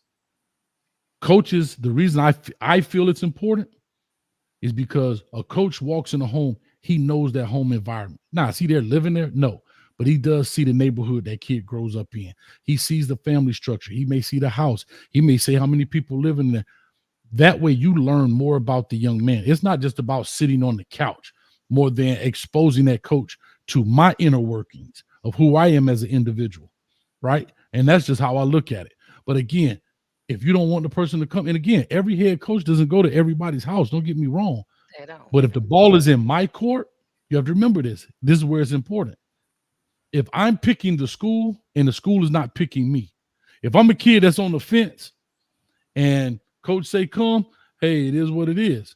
But if I'm the big dog, if I'm the big dog and I get to pick the school, I want that as a parent, because I want you to come, because I want you to understand where we are. And again, there's a thing called home field advantage. You want to talk to a young man where he has his undivided attention here, not the photo ops where we dance and you see Nick Saban doing electric slide, but you get an opportunity to talk to that guy where there's no other distractions, nobody knocking on his office door. Hey, coach, we got this person. It's me and you, and we just having a legit conversation about my young man and his future at your institution. That's why I want it. Again, tomato in that sense. So hopefully I answered that question. You did. You did. And real quick, before you go to the next one, I would like to go over the donos just because I don't want to Sure. back up and people think we Of forget course. or get the money. I did Joe Button right here. Joe Owens for $5 tab. Should Coach Hayes ask Chico to have you on his platform to talk to you? And see, I saw that. I didn't say that. Did I say that? I'm just reading them, dog. Big Whip 199. Yo, Chico, who see you flipping, give up the information. And Joe Owens, tab. Do any YouTuber need to ask Chico before talking to you? Do Chico have a good reason to be in his feelings for Coach Hayes having you on his big platform? I'm just reading. I'm in my feelings. I'm just reading. I'm just reading. And then Marie S, $10. It's going to be okay, Coach Hayes. Don't be bitter about the live stream. You said your piece. Now let it go. Chico meant no harm. So get back to Coach Hayes. We know. Get him, Chico. Okay. Oh yeah, Coach Hayes. Coach Hayes, I didn't mean no harm, brother. I didn't mean no harm, brother. Hey, brother, I apologize to you, brother, for streaming your live stream. If you felt like that hurt you in any way, big brother, I'm so sorry, dog, because I ain't do it to hurt you, dog. You know what I'm saying? You know what I mean? You take my apology. Nah, let's go. Let's roll on. Well, there it is. I put it out there for It you guys. Let's go. Roll on. So to answer the questions, no, I do not feel like that I should ask. If I don't feel like Coach Hayes should ask. Coach Hayes did reach out to me. You know, to be honest, because I am a Big Dog Chico supporter. I could have said, "Yo, Chico, I'll be on Coach Hayes' thing." So I want to put that on Coach Hayes. I actually take the accountability myself because, as I stated, I have been watching Big Dog Chico for over a year. And I actually thought about, I was like, man, should I just, let Chico know? But again, I have children, I have a wife, and so I was extremely busy. However, I do understand both sides of the plateau. I do feel like, with Chico going live with the screen, I feel like it just brought more viewers and more eyes to Coach A's page. And maybe some people could have flipped just by seeing me and Coach A's have a conversation and was like, hey, I'll follow him because again, I subscribed to your channel after you and I had a conversation.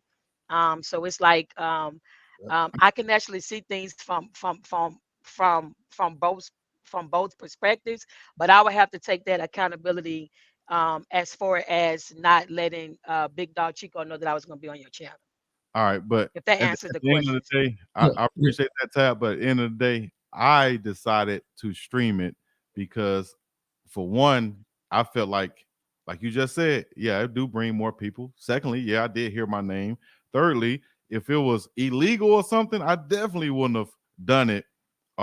Even if it was what I felt like would be morally wrong, I wouldn't have done it because at the end of the day, what we're doing right here is dual streaming this content right here. And what happened was a interview that was a branch off of this content right here. Now, Yeah. did I do it to try to irritate Coach Hayes or No, anything of that nature? I promise you I didn't. But when I read those comments, I was like, damn, hold up, wait, is a problem with me live streaming, reacting to it?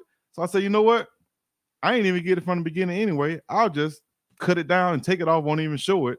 You know what I mean? If somebody got a problem with it, but I knew from my end, I ain't have no problem with it. You know what I'm saying? And most people stealing don't have a problem when they take somebody else's stuff. well, if you call it stealing, dog, you can call it stealing. That's That on your what way. You that feel what me? it is.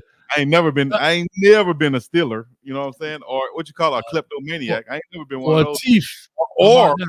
or never had to. You feel me? Or a Or thief. never had to. Get that Come on, straight. dog. Come on, So dog. just like the content that you're talking Like I about, that said, y'all old, can keep. We if can I'm either moderate this and keep going. I'm good. I'm answering the questions. go ahead Y'all to still talking about it. I'm just saying. now I you're just gonna be call it what it popping is. all that salt over there. Go ahead. I ain't throwing no salt. Tab, you got like I think this how long we have? We supposed to have Nobody Probably else got popped. People 20 popped in. 30 minutes. No, people ain't 30. nobody else here. I'm good. I'm here to answer whatever question I want to answer. Anybody else want I to join? put You can just put it in the chat. Y'all got it in the chat. Y'all can go on. All right. But listen. Tab, I put the link in the chat. 2 people popped up, but you must have your face on here. So go do your hair and makeup or whatever you got to do. Go shave if you want to come on here. I'm just saying because we're not gonna do it unless your face on here because too many crazy things be happening. We go on live streams. Okay. So anyway, go ahead. I didn't mean to read those super chats, but go ahead. Okay. Hopefully I answered the. I think that those are on the questions correct for the super chat. I think I answered them. And then my last question is about the NIL deal. I did watch the clip on Big Dog Chico today. Also, I was in the room as well. And just asking as far as you because you did explain it. But both you and the gentleman was talking, and this is for Coach Hayes. Why do you feel like that the NIL that the going to go get the 20 million is better than the NIL? And here's why I'm asking. I have a son that plays football, Mhm. and I feel like the only reason why our we play the game is because we seen the accolades. If football had no accolades, you know, we may or may not do the sport because it's fun. So a lot of us when we do it, especially if we're good at it, we're trying to get our parents out the hood, so to speak, and things like that.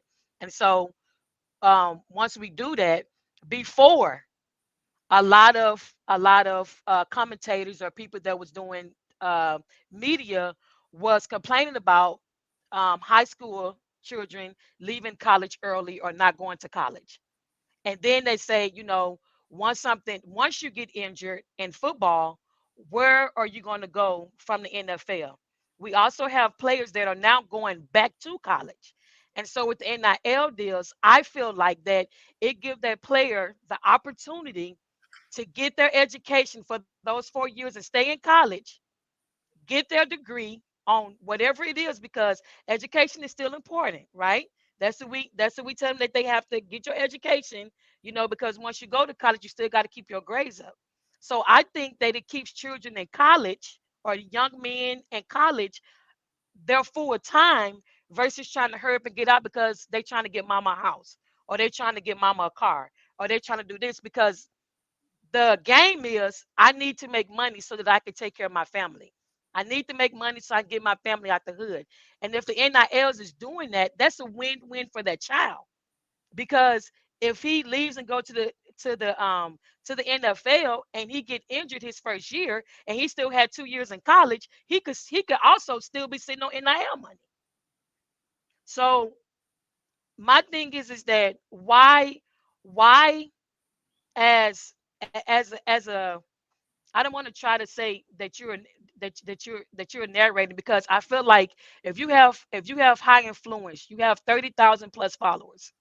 And I feel like, just like if I get on here and I say something wrong, and then you say, hey, what this is what is, and this is a fact. I feel like that when there's a higher platform, like you said, two people can be right. It should be explained on both sides, and not just the side of, let this person go to the NFL, so that way if he get injured, he still got a bag. Because that same argument can be for the NIL deal, especially if they get the same amount of money, which we all know, and the sports, in the pros, depending on what state you in, you're not getting their whole 20 million. You better not go to Los Angeles, because you probably get 1 million after they get through with taxes. But what is your perspective on trying to have young people that's watching your channel see that from both perspectives, from the NIL deal and also the NFL? Okay. So here's what I'll say. We were talking specifically about Marvin Harrison Jr. It wasn't a general question. It was specifically about Marvin Harrison Jr. Am I correct in saying that?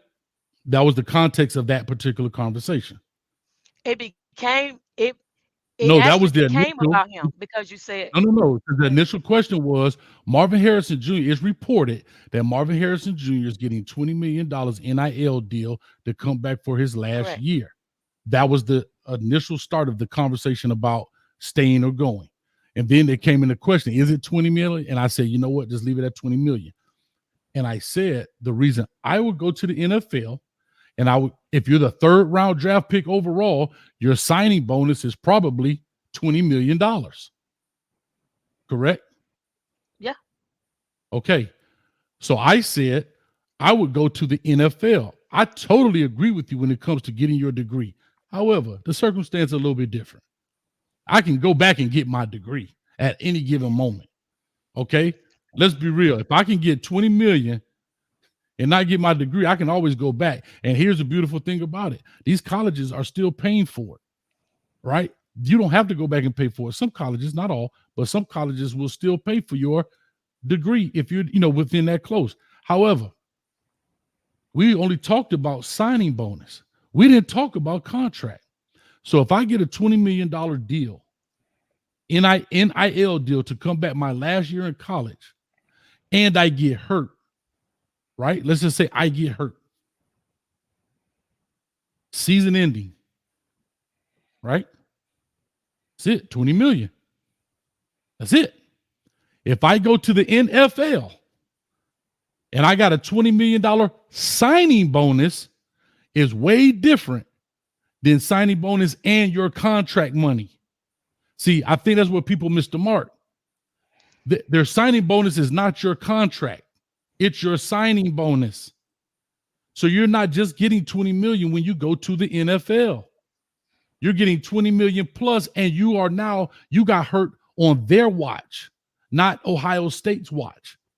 So even if I got a season-ending injury, I'm under contract plus my signing bonus. So I actually walk out with more money than. Perfect example, Will Anderson signs a 4-year contract worth $35 million. Simple math, do the math, about $8.5 million a year on top of his signing bonus.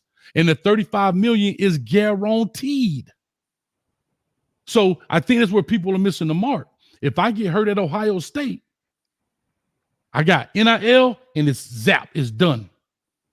If I get hurt at the NFL, I got that, my contract as well. So I'm actually literally making more. Now I know the argument was, well, go here, get my NIL money in my last year of college, and then go get that signing bonus again. Logically, it makes sense. But are you willing to risk it? And that's the biggest question, the risk of injury. That's the biggest question. If I could go in with 100% certainty not to be hurt, that makes sense to me. But we already know Marvin Harrison has already been jacked up with that shoulder when he took that hit in the back of the end zone. We don't know what else could potentially happen. That's why it's always there. So when you look at those type of things, that's exactly what it was. And his signing bonus was 20. Will Anderson last year, 3rd round pick, $22 million signing bonus, $35 million guaranteed contract. Add those two together, $37 million. $57 million. Or do you go back to college for one more year for $20 million? You do the math. Can I chime in with my opinion, please? Yes. Can I raise my hand? Yes.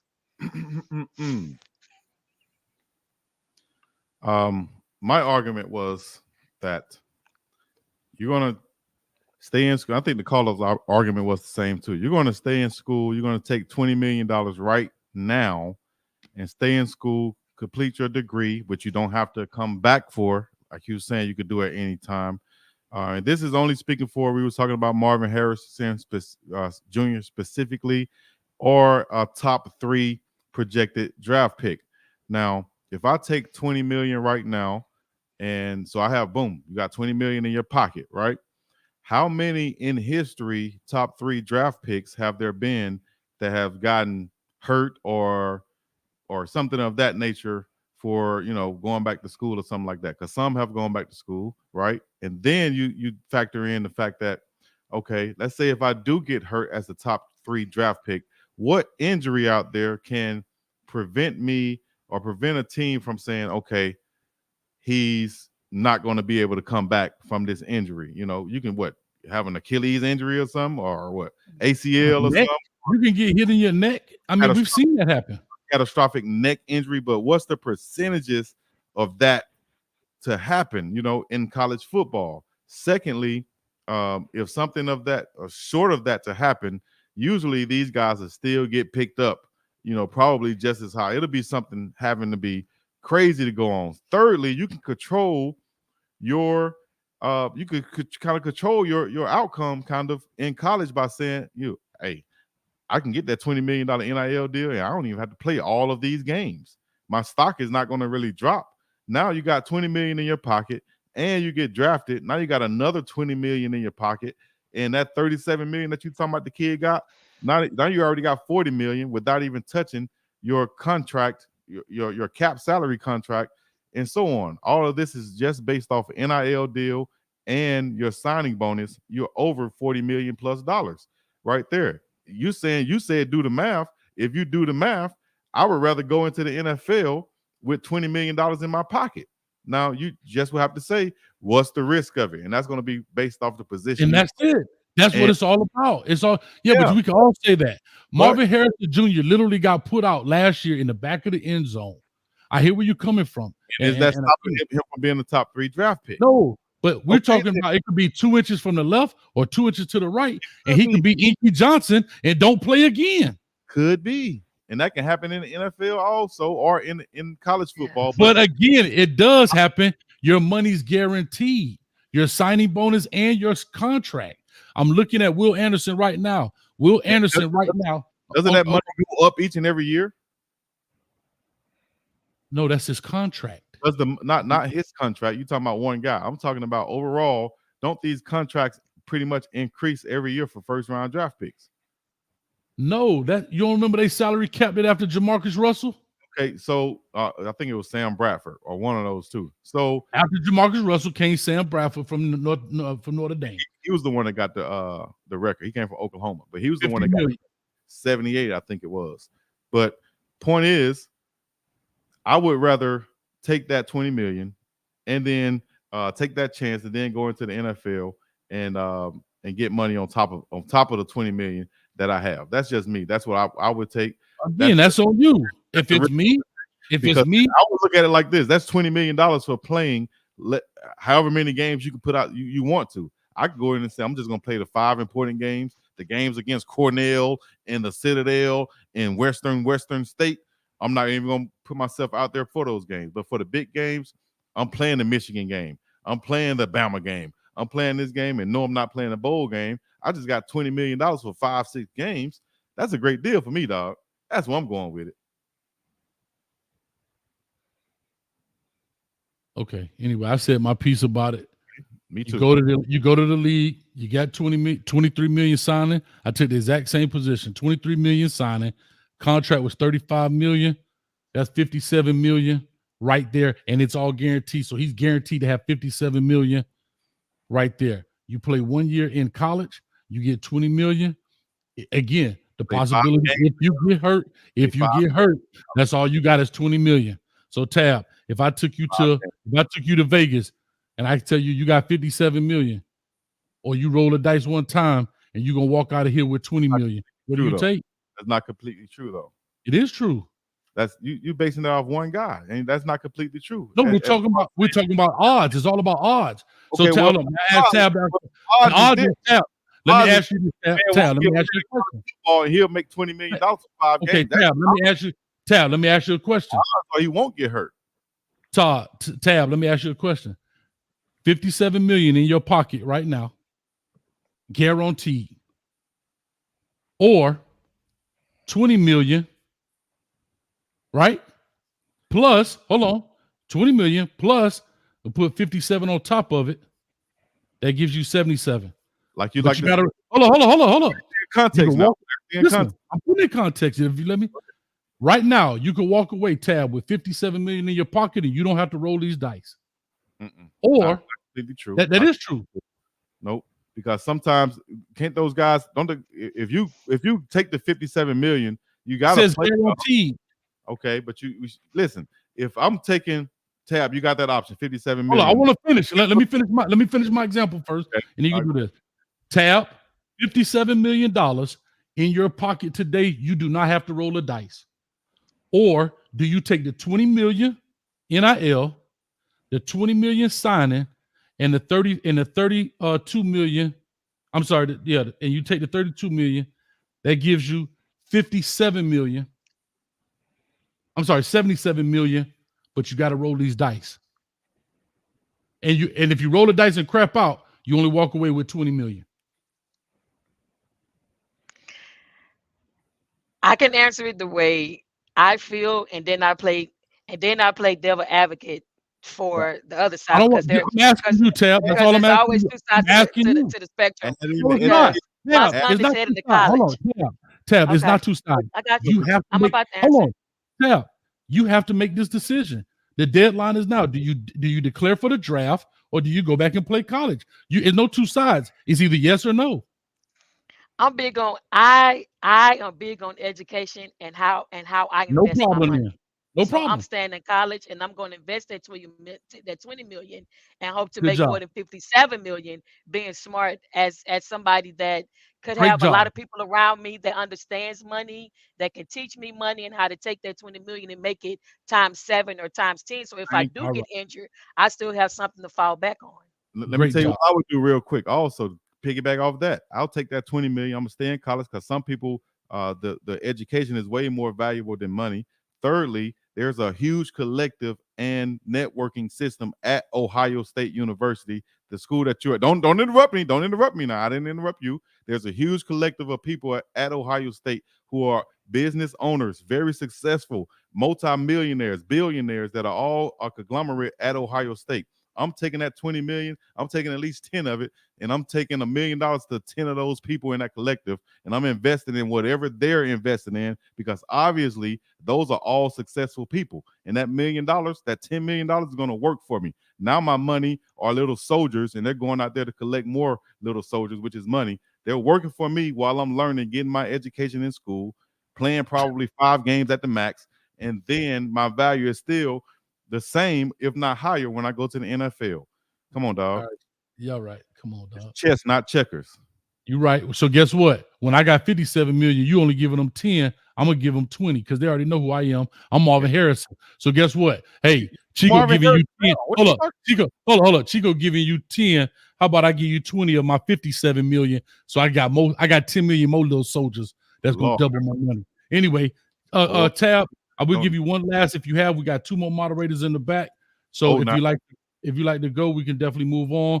I'll say I appreciate it. I do want to they've been back here for some time now since I put it up. And so I like to just go that way if you wouldn't mind. For sure. I don't mind at Appreciate all. All right. Thank y'all for the appreciate you opportunity. checking in once All right. again. No Thank problem. you. You're welcome. Appreciate it. All right. Coming up next, they got their face alive. We got right here, Studio What's up, gentlemen?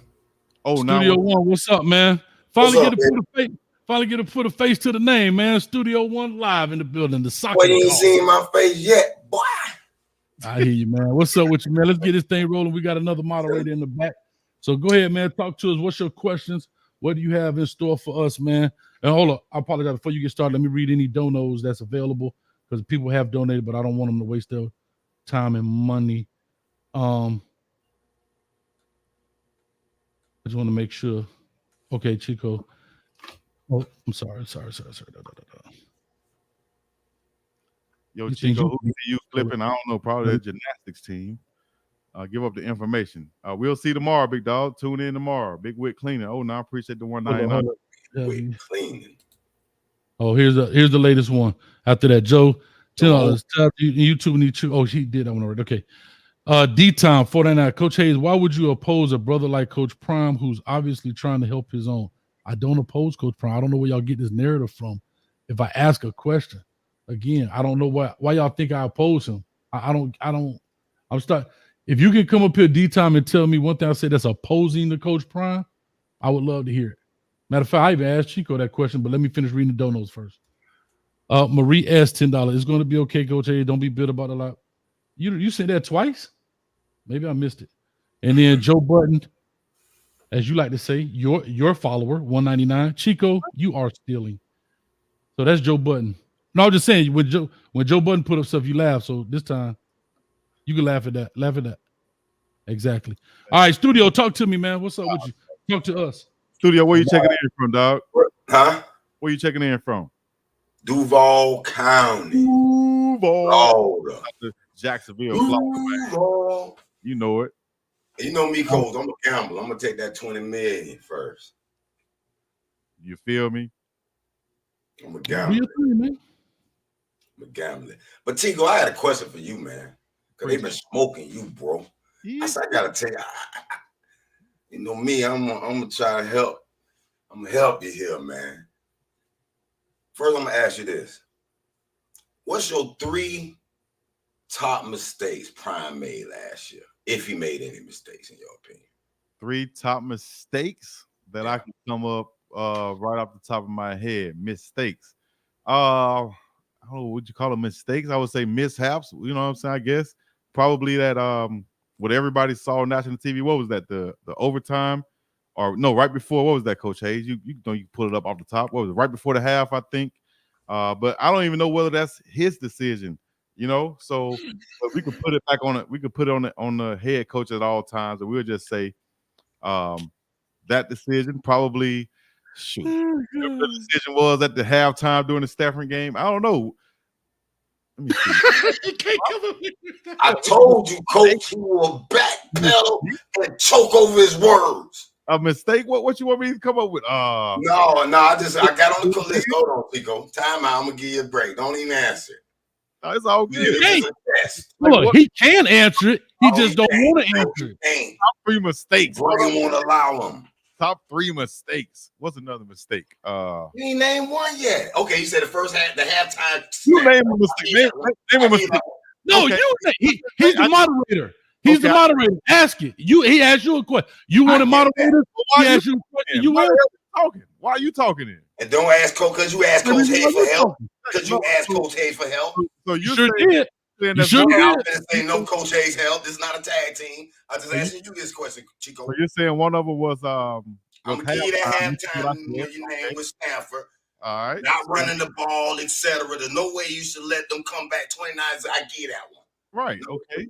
Another mistake. Let me see. Shit, probably probably getting on the plane, going to Oregon, the way you got smacked out there. That's a mistake. No. That's on your schedule, bro. I don't want to hear it. Let me see another mistake. What's a mistake? Probably something that humans all do, Chico. I'm trying to think of one in a game, or what you mean? What's a mistake? There's a lot of mistakes that happen throughout a game. Name 3. Okay, so if it's a lot of mistakes, you should be able to give me 3 of his top mistakes. Okay, well, 3 of his top mistakes. Another mistake by Coach Prime. It hurts. I know, Chico. No, do you guys just think that this happened and that's a mistake by Coach Prime? And I'm thinking that if you see this happen, do you know that it's a Coach Prime call? Is it not a coordinator call? What do you mean, like on the field mistake? Any one of you could think of. Come on. I said that one. So I said that one with the Stanford game, whatever happened in that game, the Oregon game, of course, probably. I give you a mistake. I give you a mistake. Maybe if I put it in the chat, he'll steal it and say it. Oh, my bad. I thought my mic was muted. I'm sorry. All right. Yeah, I thought. I almost said something, but I'm gonna let you slide on that. I'm gonna let you slide. Morgan Kaplan gave you one. Don't be emotional. Morgan Kaplan gave you one in the chat. Can I say something? Studio, you've asked one question. We've been on here 5 minutes. He ain't answered yet, dog. I told you that, though. All right, well, you didn't I say that? I said, man, why? You just said I answered the question. So how did I not answer the question? What are you talking about? I didn't give you 3 yet. I gave you 2 just now. Okay, so you didn't answer the question fully yet. You got it incomplete. Because you got Coach Hayes yelling in my ear with a red Kool-Aid shirt on. Oh, you so nervous. Come on, dog. I just gave you 2 answers. You from Duval County. You know this man Cap. You got the second answer from the chat. Where's the answer from the chat? Let me see. You were reading it like a textbook. I wasn't reading no chat. Let me see now. Let me see. Can you answer the question, dog? So we can move on. We got another moderator back here, dog. You want stop stalling by Coach Prime? Y'all lame as hell. Y'all want a 3rd mistake by Coach Prime. That's not lame. You wanted moderators. You said put the link in the chat. And guess what? Now you don't like the questions. You sound like a little fat kid in the schoolyard. I'll be that. Guess what? But I can answer questions. Answer the question. All you do is bumping your gums. Hush for a minute. You over there, be quiet, dog.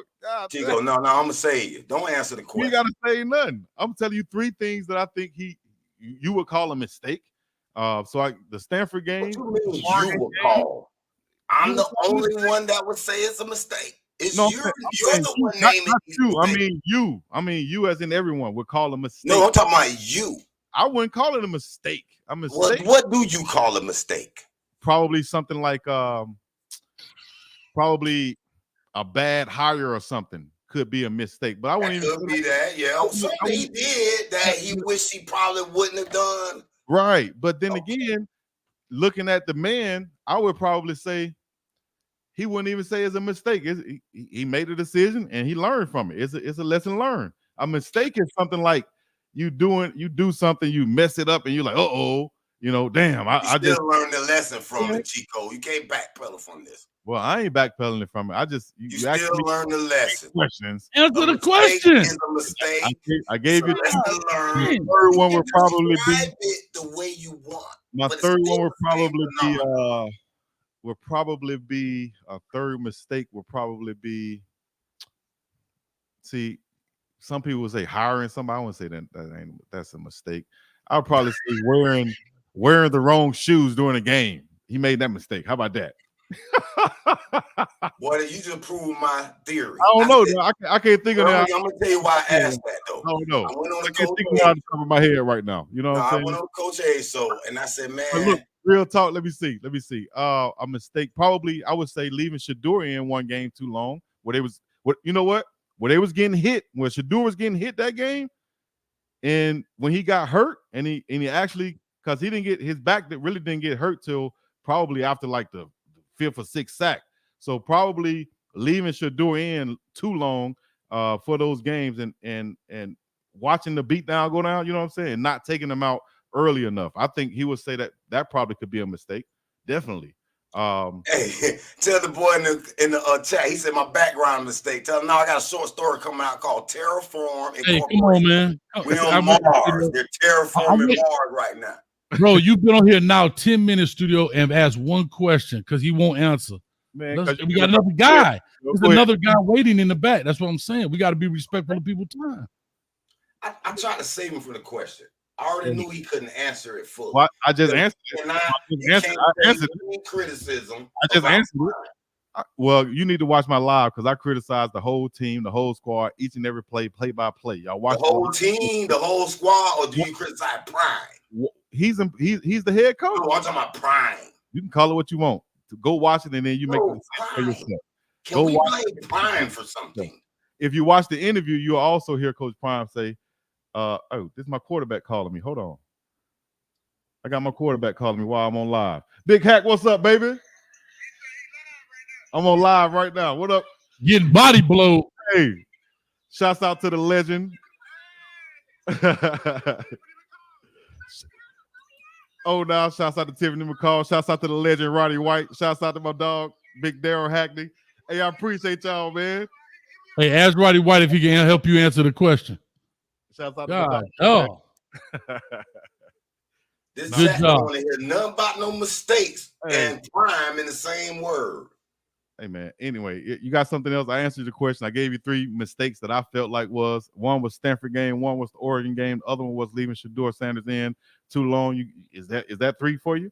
Does that answer your question? Next question, please. Next question, please. My dog. Hey, no, man. That was all I had as far as a question I wanted to ask Chico. You know, y'all really think that I don't criticize Coach Prime because of I'm a supporter of Coach Prime, or I'm a supporter of what he's doing? No, because we don't hear you hardly do it.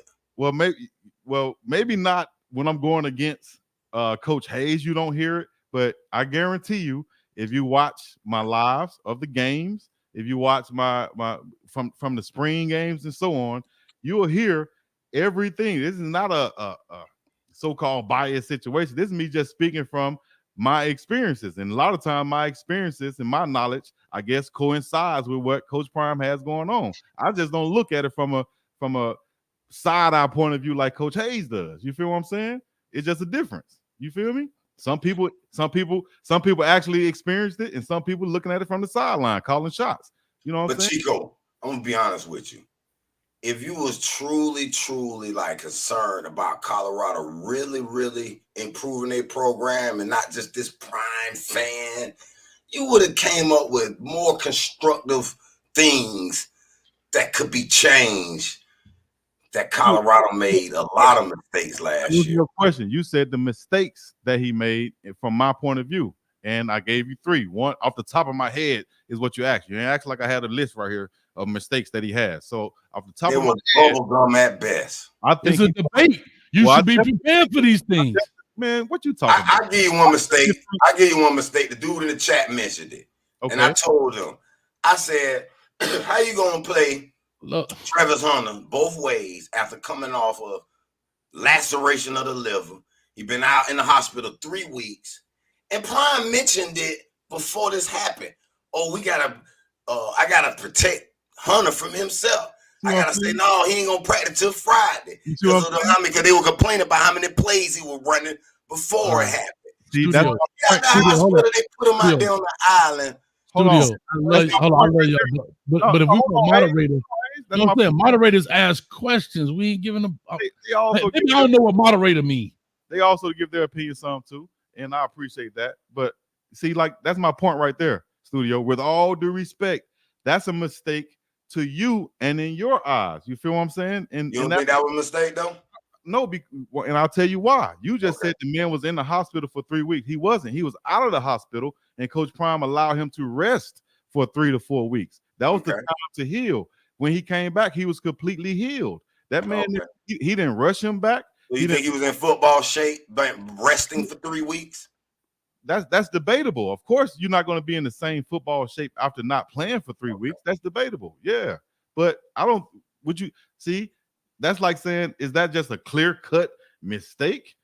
No, you can't say that. And I refuse to say that because, in my opinion, it's not a mistake. And that's just me speaking from my point of view and from my understanding, because I wanted him to come back 2 weeks. Coach Prime gave him an extra week and said, no, we're not going to rush him back.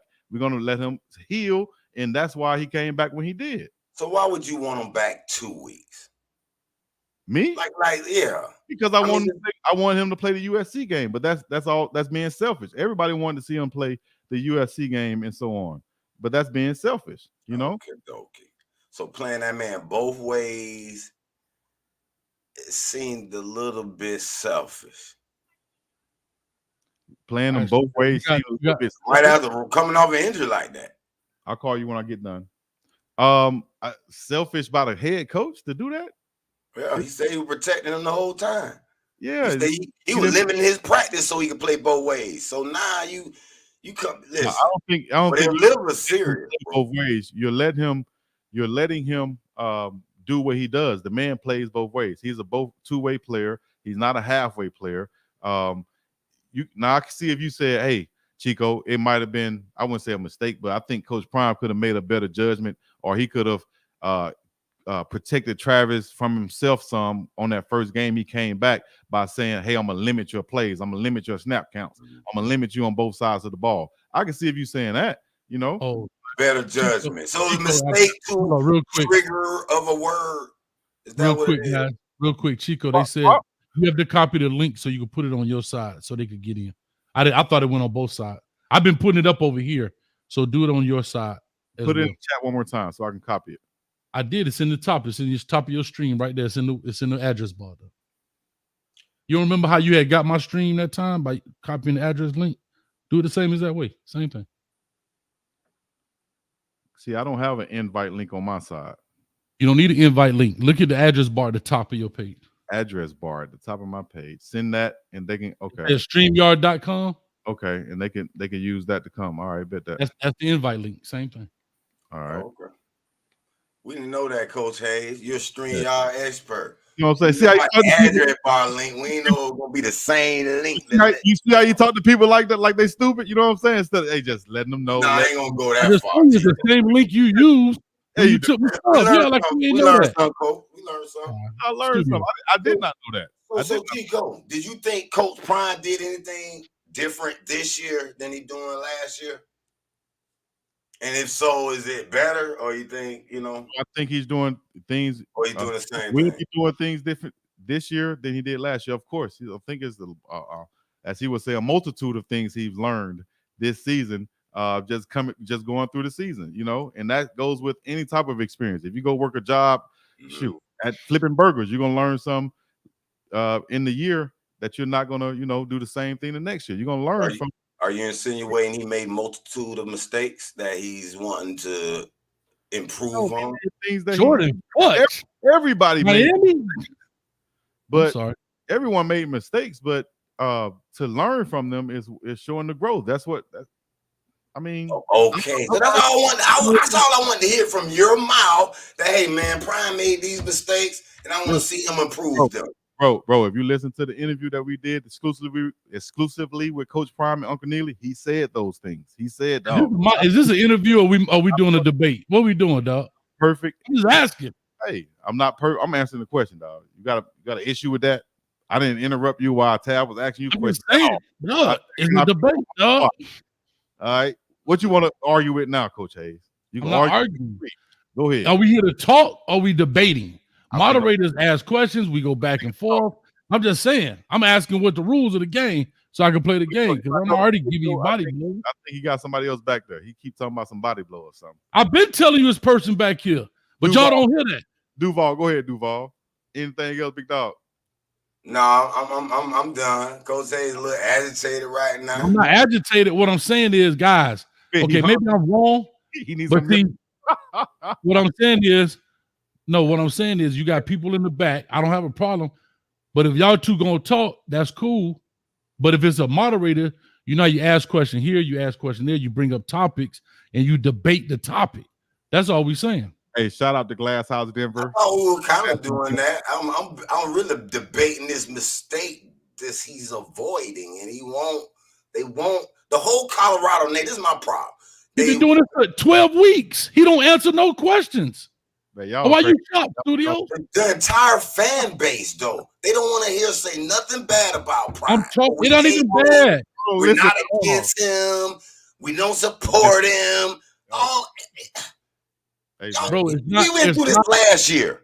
All right, Studio dog. All right, remember that, Coach?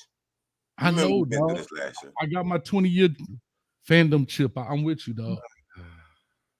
He won't. It took him 10 minutes to answer 3 problems, and he really still just came up with something. But that's his opinion. So he's let's go. Anybody next? Y'all still talking. You talk a lot, but you ain't saying nothing. I ain't saying nothing. Too many MCs, not enough mics. 2 more minutes.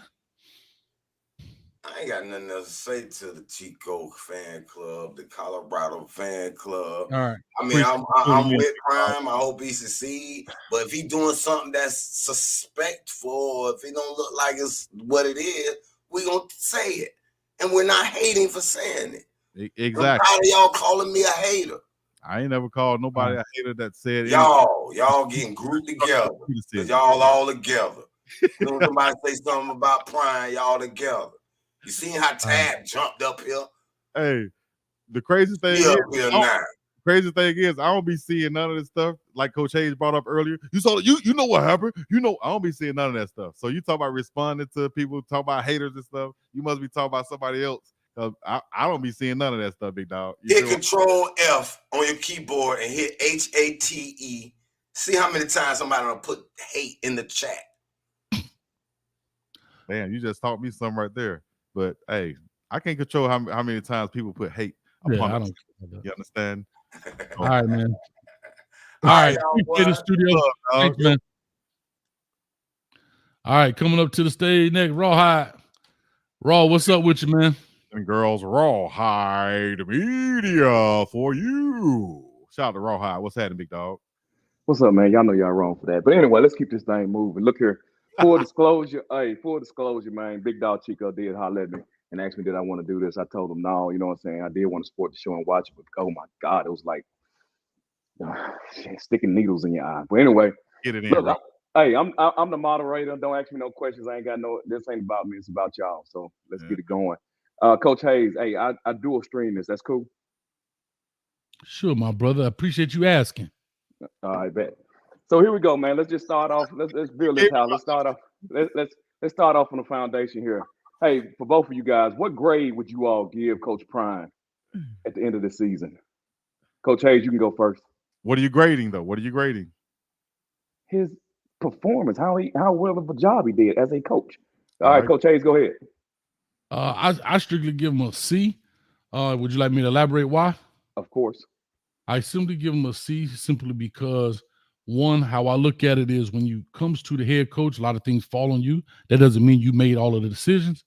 But one of the biggest mistakes I thought he made was not stepping in and forcing your OC to run the football. I thought that was something that they could do. May not be all that well, but you definitely could have done it more than 7, 8, 9, 10, maybe even 11 times a game. And so that is one of the things. Did they have an uphill battle? Most definitely. Did they have to gut the thing? Most definitely. And they fell kind of really a little bit shorter than I thought. I said 6-6, right? Which I told you if they get 6-6, they should make a statue. However, they went 4-8. But I give him that. Also in the Stanford game, I think his biggest thing where he should have intervened a little bit more in the sense of being the head coach. When you're the head coach, you have veto power, right? Yeah, you want your coaches to coach, but at the end of the day, your name is on the marquee. And so if your name is on the marquee, all bucks stop with you. So that's why I give him a C overall. I don't think he did a bad job, but I don't think he did a great job. And I thought he left some meat on the bone when it came to the Colorado Buffaloes in the way in which they could have handled the season overall. And I'm talking about on the field, that is, on the gridiron. Okay. Well, let me just make sure I understand. I'm clear on this. When I ask you to grade him, I'm looking at his job in totality. You know what I'm saying? That's building the program and also on the field coaching. Now, do you want to modify your grade any on that? If you want to say building the program, I'll add a plus to it. If you want, I don't look at the marketability piece as I don't give it as much value because it is at the end of the day. When I'm talking about wins, losses, football. We already know that dollars and cents gonna come flying through the door left and right. But so far as on the field, when I'm looking at on the field, that's what I'm grading. So if you want to add a plus to it from the marketability, then so be it. But so far as Coach Prime as a football coach, I say C. Bet. Big Dog, go ahead. Oh, no. Well, I'm glad you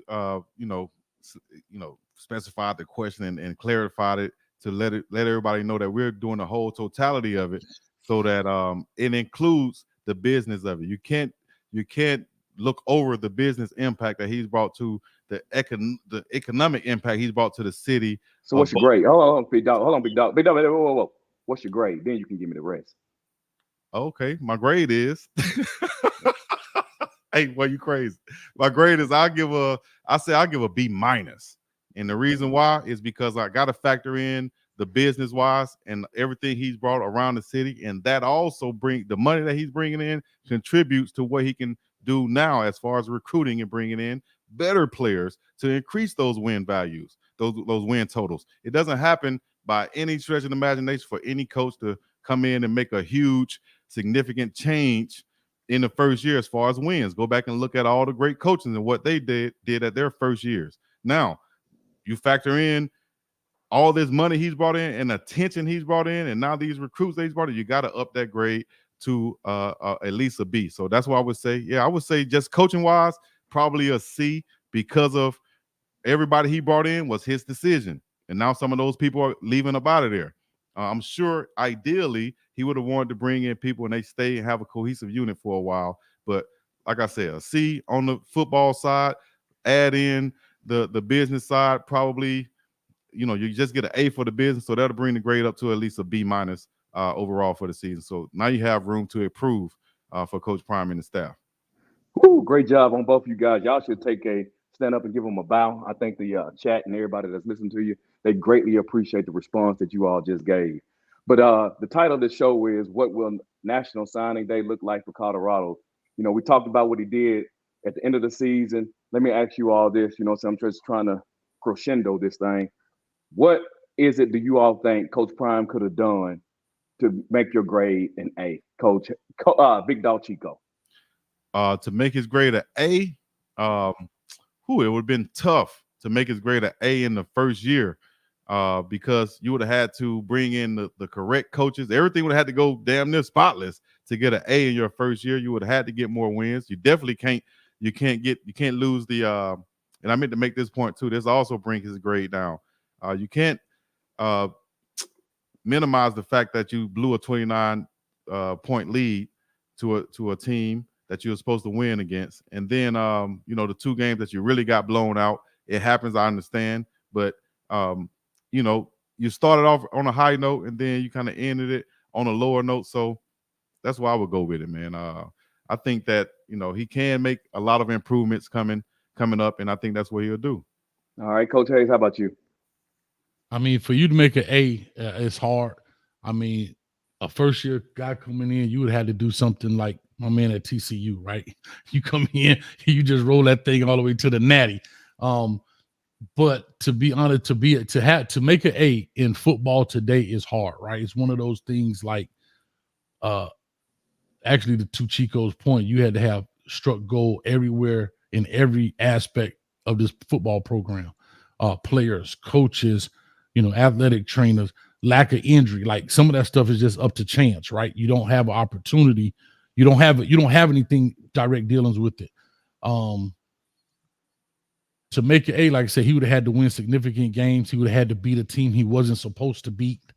Those are the type of things that get you into the A, right? To knock off the Oregon or the USC that people kind of thought that was a shoe-in loss, right? For you to go in and upset those programs.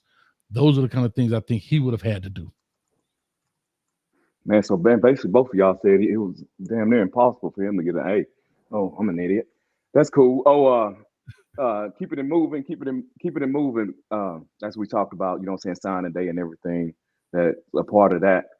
As we stand here today, for the people that they have obtained at this point, and we all know it's still early in the process, What grade would you give his recruiting as of right now for this for the 2024 period?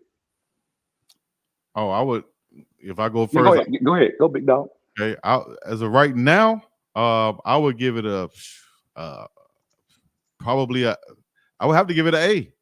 I was gonna say a B plus, but I would have to give it an A. The reason why is because if you look at the percentage of guys that come into Boulder and that meet with Coach Prime, look at the percentage of the guys that actually commit. That would be about a 85, 88, 90%.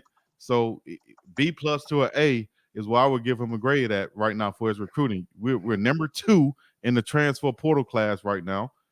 That's amazing. That's an A, right? And then you got the guys that's coming in with his 20%. He's only bringing in about 10 guys from high school. So those guys are has good ratings on him. I think 4 of them in the top 100. So one of them are some of them are highly sought after guys is what I'm trying to say. So I think I would definitely give him a high B to an A in the recruiting right now with more chances to improve after the bowl season. Gotcha. Coach Hayes, what do you think about it? I want to be specific. Are you talking totality? Or are you talking transfer? Or are you talking undergrad? All of it. Everybody they got. Yeah. Again, me not knowing how many slots available that he needs to fill so far, like number wise, at 30 slots, 35, 50, whatever it may be. I will say this. I know he's recruiting for now. In the sense of, tomorrow when you get those many transfer guys in, he's recruiting for the 2024 year.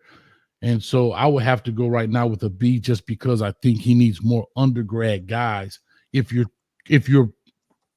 recruiting for program building over longevity over time, guys that build in within your system, like Jordan Seaton is a great seed to plant, but you need more seeds right now as well. You got a couple, but you definitely need some more.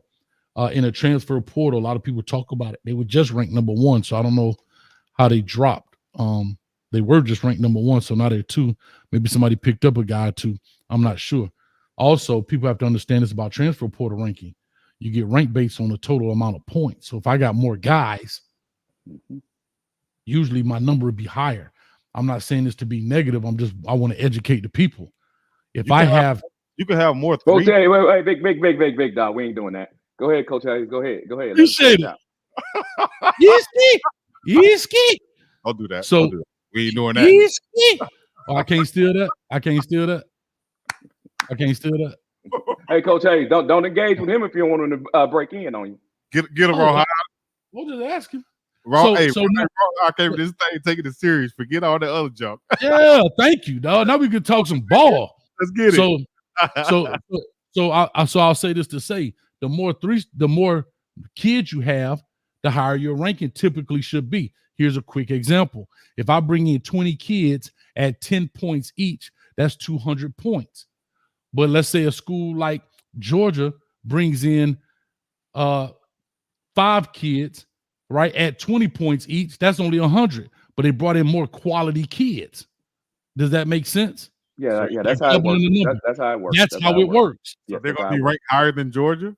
Come on, hold on, big dog. Yes, Colorado would be ranked higher. Turn, big dog. Come on now. But yes, to answer this question, Colorado will be ranked higher than Georgia because they're bringing in more points. It goes by points. If you don't know, go look it up. So anyway, there's another thing. Let me educate you on that and take that one to the left rib. Here's the next thing that people have to understand. So again, I said I give him a B in that sense because I think he has to do a better job, in my opinion, if you want to build longevity, not living tomorrow. And I think you got to get some more of these high school guys, these top-notch guys in there. Also, I'll say this. Some of these transfer portal guys, you got to be able to fill in some slots in the transfer portal that haven't been filled yet. They may be. I'm not saying that they won't be, but I know that linebacker was a major area of concern, and I think that's some guys that they got to make sure they pull up in the transfer portal. And that's where I am from it right there. The Pac-Man Jones. Hey, so you know what I'm saying? You all mentioned that a B at this time. Let's be honest. Whether it was a B, whether he was a C, whether he was a D, he got a whole lot of time to improve on that. So those of you all who's listening out there in the metaverse, this ain't, you know what I'm saying, it ain't that serious. I'm just trying to identify right now how they both feel as far as where they stand right now. The second question I got that's based on what you all just mentioned is, what do you all think is the weakest position group that Colorado has? Coach Hayes, you go first. He don't know. I'll still say offensive line, right? Because we don't know. You brought in players, you brought in people. Well, I'm sorry. Let me clarify. Let me make sure I don't want to. Mm-hmm. It's on me. That's my fault. So I'm not asking, right? At the end of the season, right? You know, we knew whatever conclusions you draw, you understand that is what needs to be attacked, correct?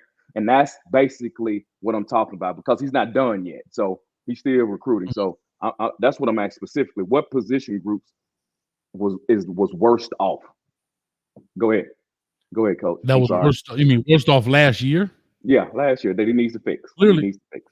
Clearly, offensive line. Like I was saying, he has to fix that. It was in bad shape. I said that at the very beginning of the season. I was very skeptical about guys like Tank.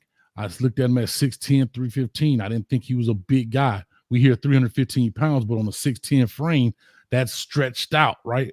Not a big hip bender. We looked at other guys.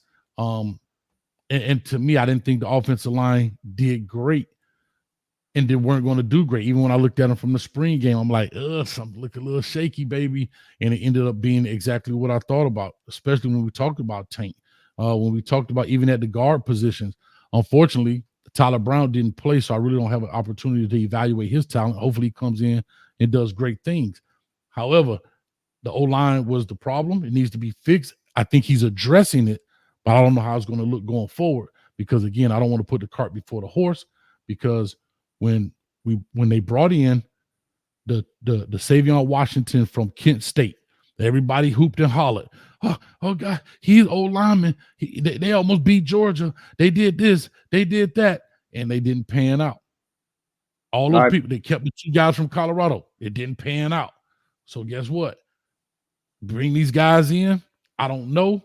Again, I don't want to put the cart before the horse. Let me see what you got first, and then I'll make an evaluation after spring. All right, same question to you, Big Dog. First off, Savion Washington played pretty well up until he got hurt mid-season. Then he tried to come back, and that's when he was playing on pretty much one leg. So he'll be back this season. Secondly, Coach Prime has made improvements to their offensive line by adding former starters. These are guys who have pro grades by NFL scouts. Whoa, hold on, Big Dog. You saying, so you agree with him that the offensive line is the weakest?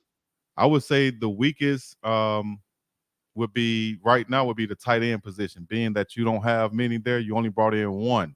So I would say the tight end position, and based off the fact that we have these former starters coming in on the offensive line, I'm liking the way that we're looking right now.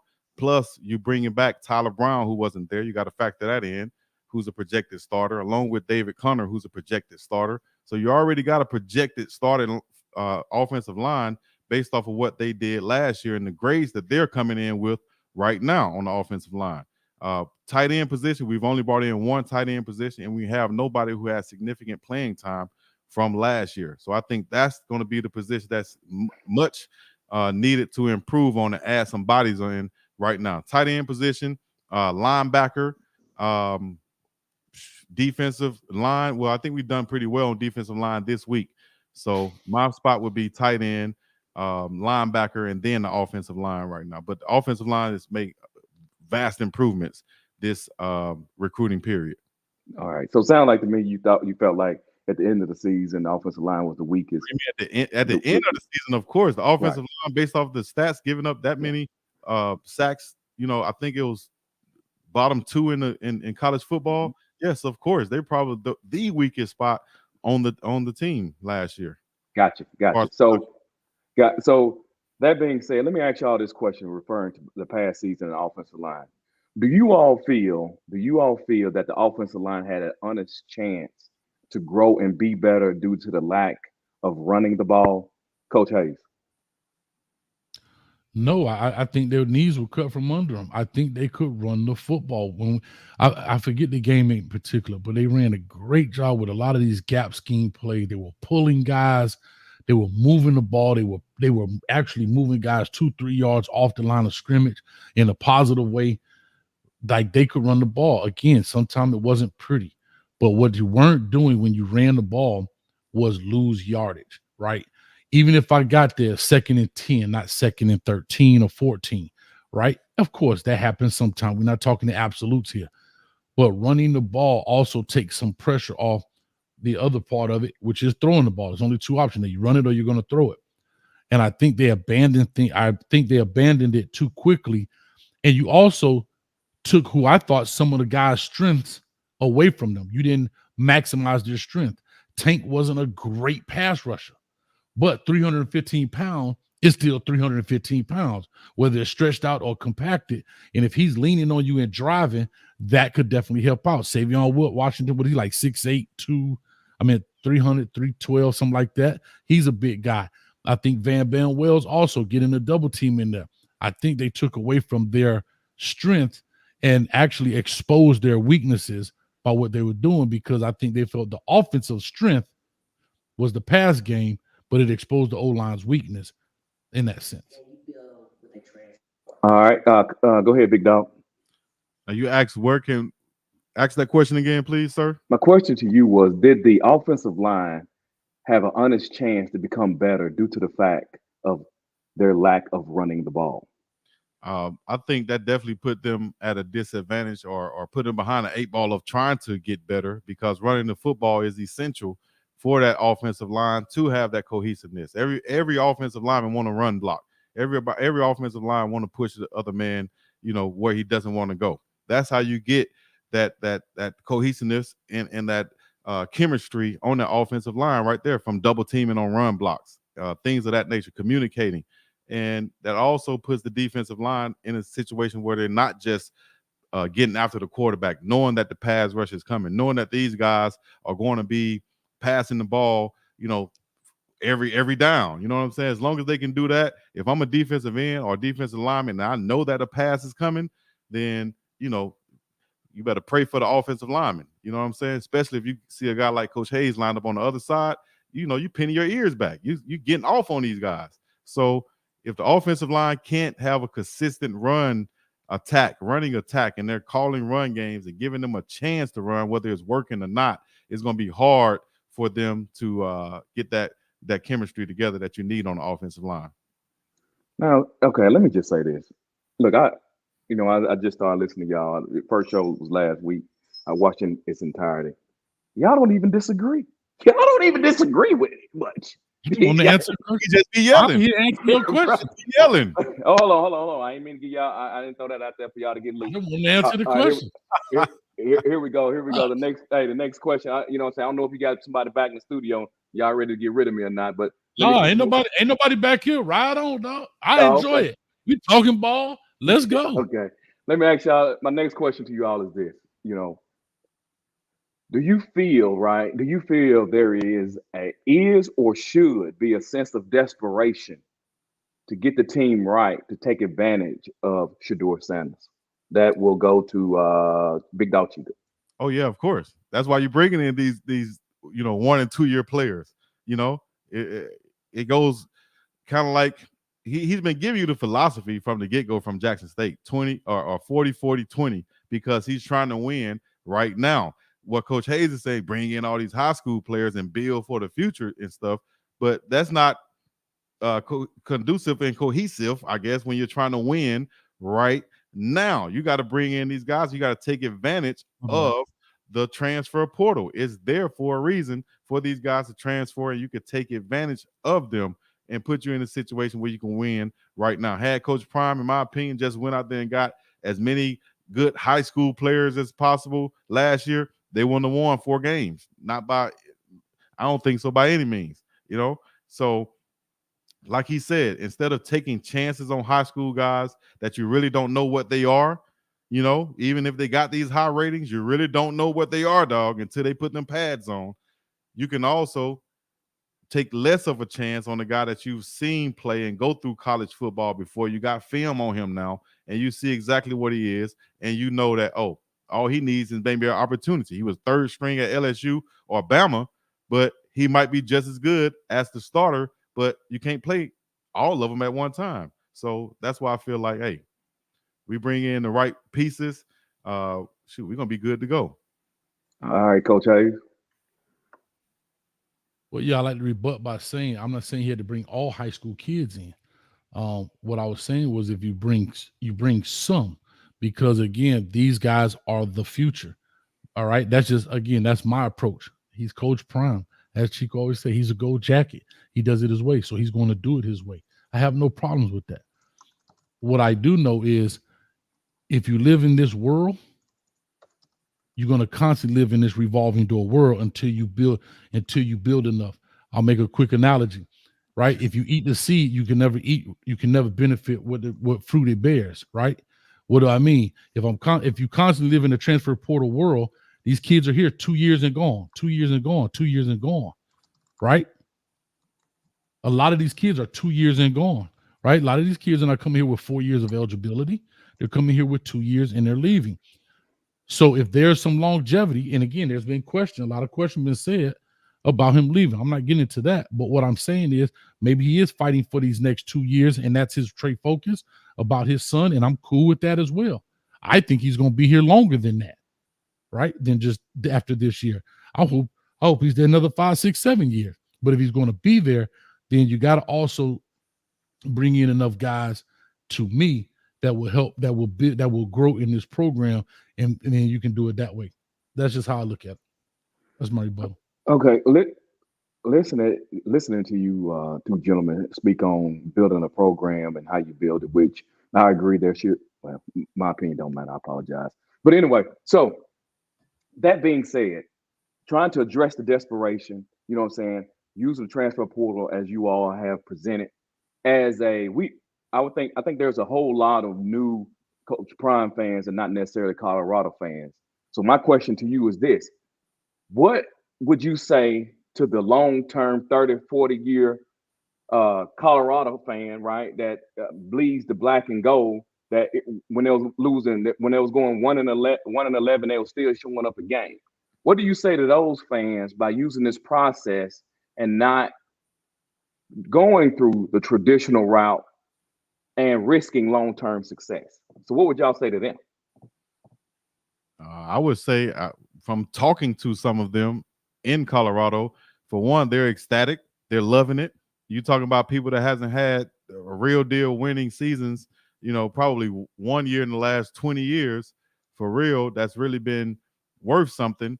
Yeah, bring in Coach Prime and do it your way, dog, because obviously the traditional way hasn't been working. We've brought in this coach, that coach, this coach, and that one, and they've all gone by the traditional way. And what has it gotten us?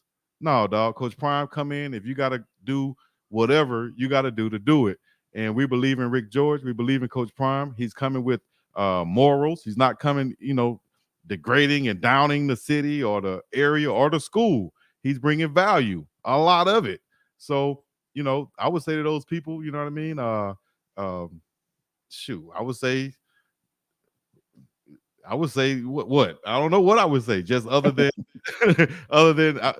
be happy, enjoy the ride. He's trying to win right now. He's not wasting time trying to bring in guys to quote unquote build so on, for 18, whatever. We're trying to win right now, and we're building with these, like Coach Hayes said, have some high school guys. Some is exactly what he's doing. 40, 20% high school guys. That's some of his recruiting class that he's bringing in. And that's going to be those building blocks as he's winning right now, because he has a quarterback to win right now. He has an uber athlete to win right now. All he has to do is fill in around that. A lot of people don't have a quarterback that's ready to win right now. The best thing you need to do is take advantage of the transfer portal, bring in guys who can play right now so you can win right now. Gotcha. Coach? I mean, what do you tell a fan? I mean, hell, I'm a Miami fan, dog. We've been struggling 20 years. Hell, I'll be happy with a 10-win season. Cam Ward, if you're listening, sign up, doggone it. So, yeah, I get it, right? But here's the difference, right? The fan right now to what the fan is experiencing right now, and I know it's going to sound crazy, but it is a debate, so I got to go there. They've only experienced the fanfare, but what's on the field has been the same. They're still 4-8. That's nothing different than what they've experienced for the past 20 What? years. But Chico, we don't need that. Come on. That's a fact. They're 4-8 right now, right? They've experienced that. Yeah, last year they were 1-11, but prior to that they were 4-8. Prior to that they were 5 and whatever. So they haven't experienced different winning. They've experienced a different game, a different game day experience. But so far as the W's and L's remain the same. Now I know that may not be a popular topic, right? They won one conference game last year. They won one conference game this year. So to the fan, that's the 20-year, the true Colorado Buffalo fan, yes, they are enamored with all of the surroundings, which is great. You should be. But the result on the football field, and you cannot deny the fact that 4-8 is what they were. 1-11 last year, and they won what, 4 or 5 games the year previous to that, 4 or 5 games the year previous to that, 4 or 5 games the year previous to that, 4 or 5 games the year previous to that. Mm-hmm. So the actual W and L's have not changed as of yet. I believe they will, but so far after his first year, they remain the same. Conference play 1-8 remains the same, but the game day experience is totally different. Enjoy it, love it, make it happen. I get it, but other than that, hey, go for the ride, and that's what I'm saying. You want to win now. You went in the transfer portal. It didn't work. I get it. Oh, it's year one. Okay, you got rid of a lot of guys. You bring in some more new guys. Again, you're starting to see that revolving door I'm talking about already. It's only been 2 years, right? A whole lot of people flying out, people flying in, and that's what I'm saying. All right, before I'm going to allow you to big dog. Wait. Hold on. I'm going to allow you to rebut that, but I don't believe in misleading listeners. Now, Coach Hayes spoke on their previous record. Other than last year, right? Other than this previously the 22 season where Colorado went 1-11. The previous seasons, all the way back to 2005, kick out COVID, kick out 2016. He was 100% correct. They were 4-5. That's basically what their record was. They did not win over 5 games all the way back to 2005, other than 2016. That's the facts. Now, what you want to do with it, that's y'all business. Go ahead, big dog. What I'm speaking on is what he said it's pretty much the same thing. And in my experience, is not the same thing. You're getting blown out in those games, and you're losing by, you're in these games this year. It's a total difference than getting blown out by 40 points or losing by a single score. It's a difference, dog. It's a different product on the field. And you have a sold out crowd every home game. That's not the same experience. Like you did say. I didn't say it was the same experience. Coach. Come on, Coach. Don't lie on me. Come on, Coach. Coach didn't say that. Go ahead, big dog. That's why the stuff always goes left. But yeah, go ahead. Say, like you said, a different fan experience. Of course. Yes, that's definitely there. But you're trying to put that 4-8 record. Don't make that face, dog. You don't want to do that. You're trying to put a 4-8 record and saying that's the same thing. It's not the same thing, even though the results might say the same thing, but it's not the same thing, dog. And if you want to get beat by 40, go ahead. I'd rather take that close game any day of the week. That's just me. Okay, big dog, I gotta rebut. I will. Hold on. I'm gonna allow big dog, to be clear, because I want him to have that opportunity where people don't feel like he's trying to mislead people, right? Big dog, I think you would agree that Coach Hayes only spoke about the record on the field. Would you agree to that? Well, I'm just asking. No, because what I heard was he was talking about the same thing was on the field, and you're talking about the product, the way that he didn't say that. He didn't say that. He said what they did record-wise was the same. Okay, record-wise, yeah, you could say that. That's what he said. The record can be deceiving, just like you see a game that the score is close at the end, but that doesn't tell the whole story of the game. It wasn't. But he didn't say that. But he wasn't telling a story. He was just talking about the record. But I'm clarifying that just because you have a 4 and or the same record, it doesn't mean that it's the same season, dog. It's not the same. I got you. Good deal. Coach Hayes, go ahead. No, just like you said, I want to clear up that again. I said the game day experience of sold out stadiums, like you mentioned, I never disputed that. Right? I'm talking about the end of the day. It's about the record, wins and losses. Yeah, I get where you're coming from. Well, we only lost by 7 or 8. Well, everybody talked about we don't believe in moral victories. So what you speak of, Chico, are moral victories. This ain't a Disney movie. This is major college football. This is a multi-billion-dollar business. It's a business. Hold on, Chico. Hold on, bro. It's a multi. This is why things always go left. Go ahead. Go ahead, coach. Go ahead, coach. Y'all crazy. Go ahead, coach. Go ahead. Ralph Tresvant. So again, back to my point, what I was simply saying was 4 and 8 is exactly what they've been doing. This is a multi-billion-dollar business, and wins and losses are what matter. That's it. Okay. You win the game, you lose the game. Mm-hmm. What you want to ask you? So because it's Coach Prime, we should start putting asterisks next to it? No, because we don't think that way about any other program. We don't think that way when you talk about the opposing program. Well, wait a minute. They only lost their team. They made improvements.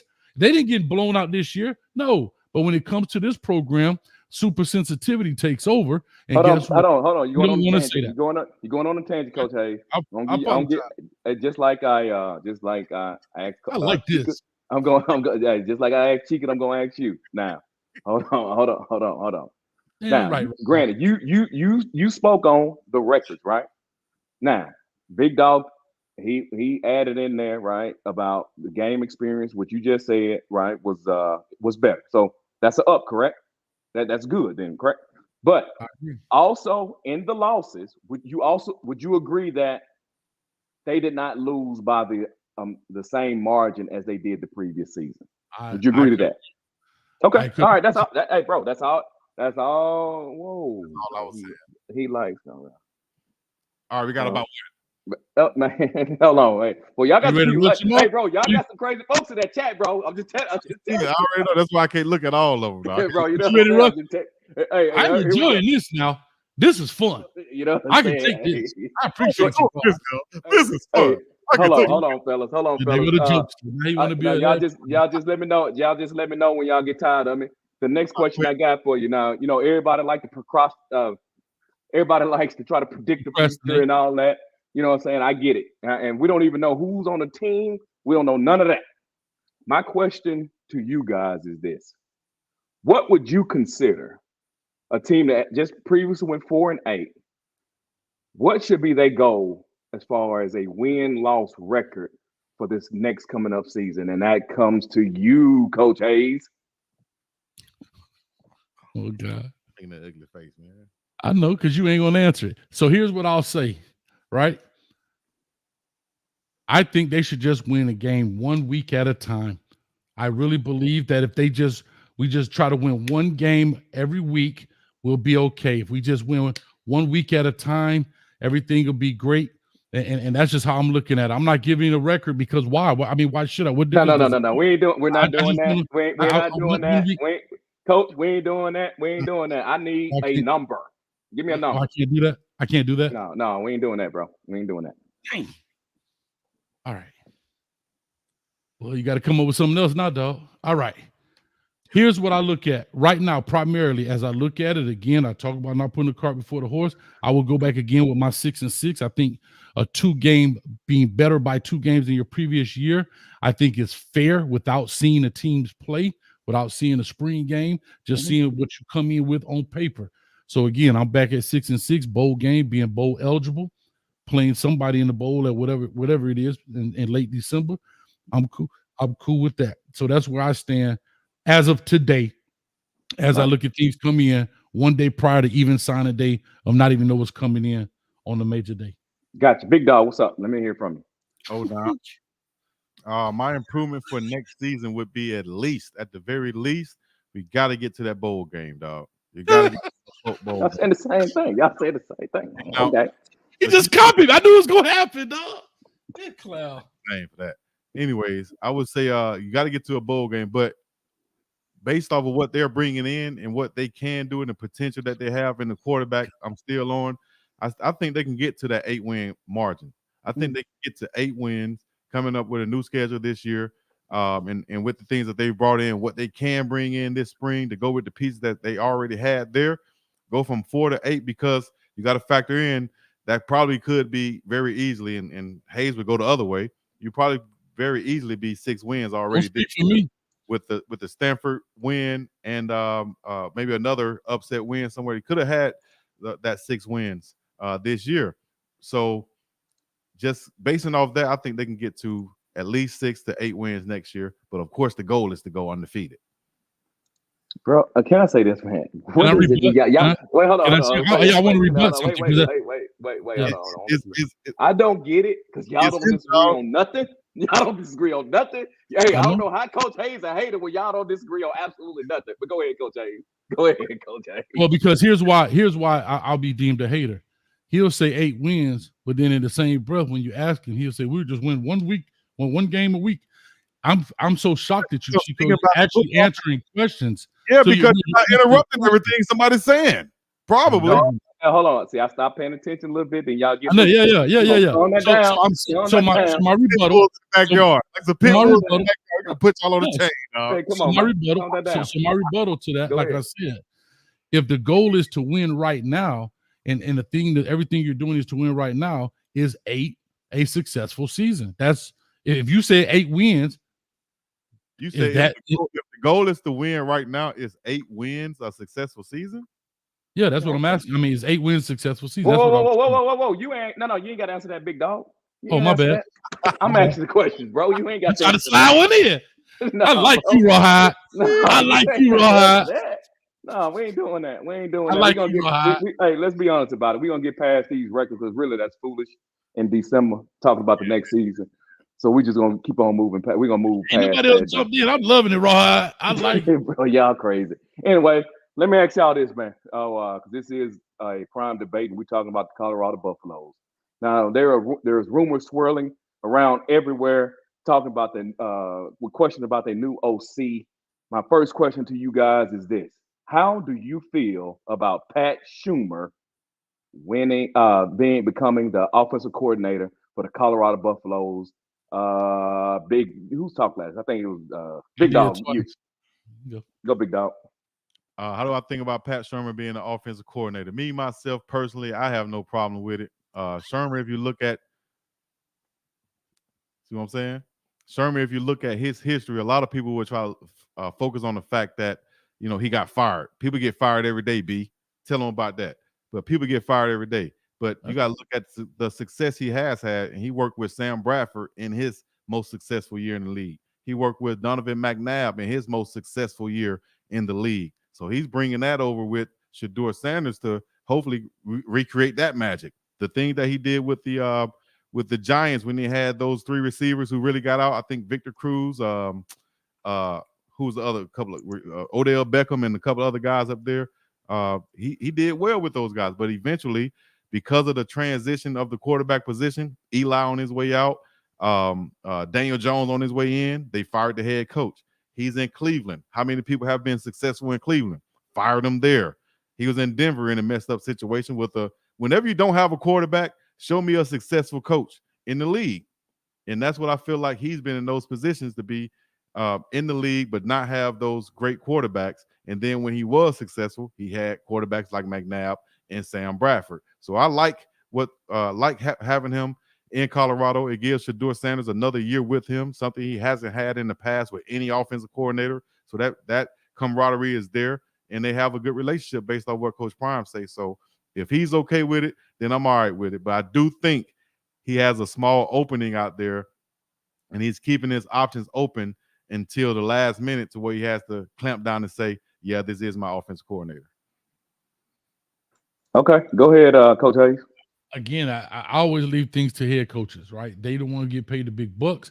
I'm all for it. It's, to me, unless you really break down guys, and we're not in the vetting process through those conversations, and I know what those meetings are like, I can never say a guy is the right or the wrong guy for the job, because you've seen guys, to Chico's point, go to a place and win, go to another place and lose. That don't mean he forgot how to coach.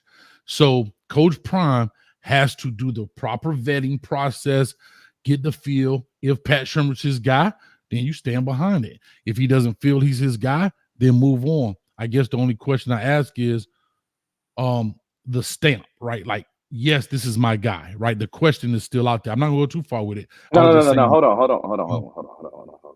Take all that, Coach Hayes. I'm sorry. Take all that stuff what you just said. Throw it in the trash.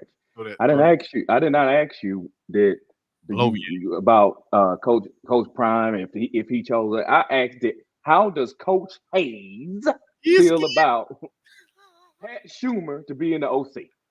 I don't have a problem with it. Done. That.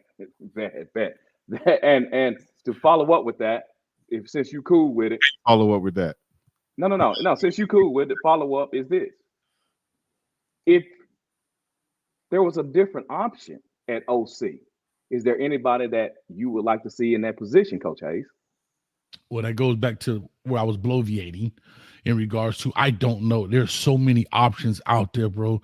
You have to, there's a whole task of people. I'm telling you, you talk to different people. I know you can roll your head. I like it too, because my head's spinning too. Guess what? I don't know. Doing that, Coach. We ain't leave him alone. No. I just couldn't. His head was so big, it was on my other monitor. No, leave that alone. I'm sorry. So anyway, I was saying that there are a bunch of options. When you talk about college football, it's not like you're recycling guys in the NFL, right? I mean, it's 130 something schools. You see guys move up from group of 5 to power 5 down to group of 5. So to answer that question would be super hard. I mean, if I had to pick a choice, I don't really have a guy in mind. I just leave, like I said earlier, I leave it up to the head coach.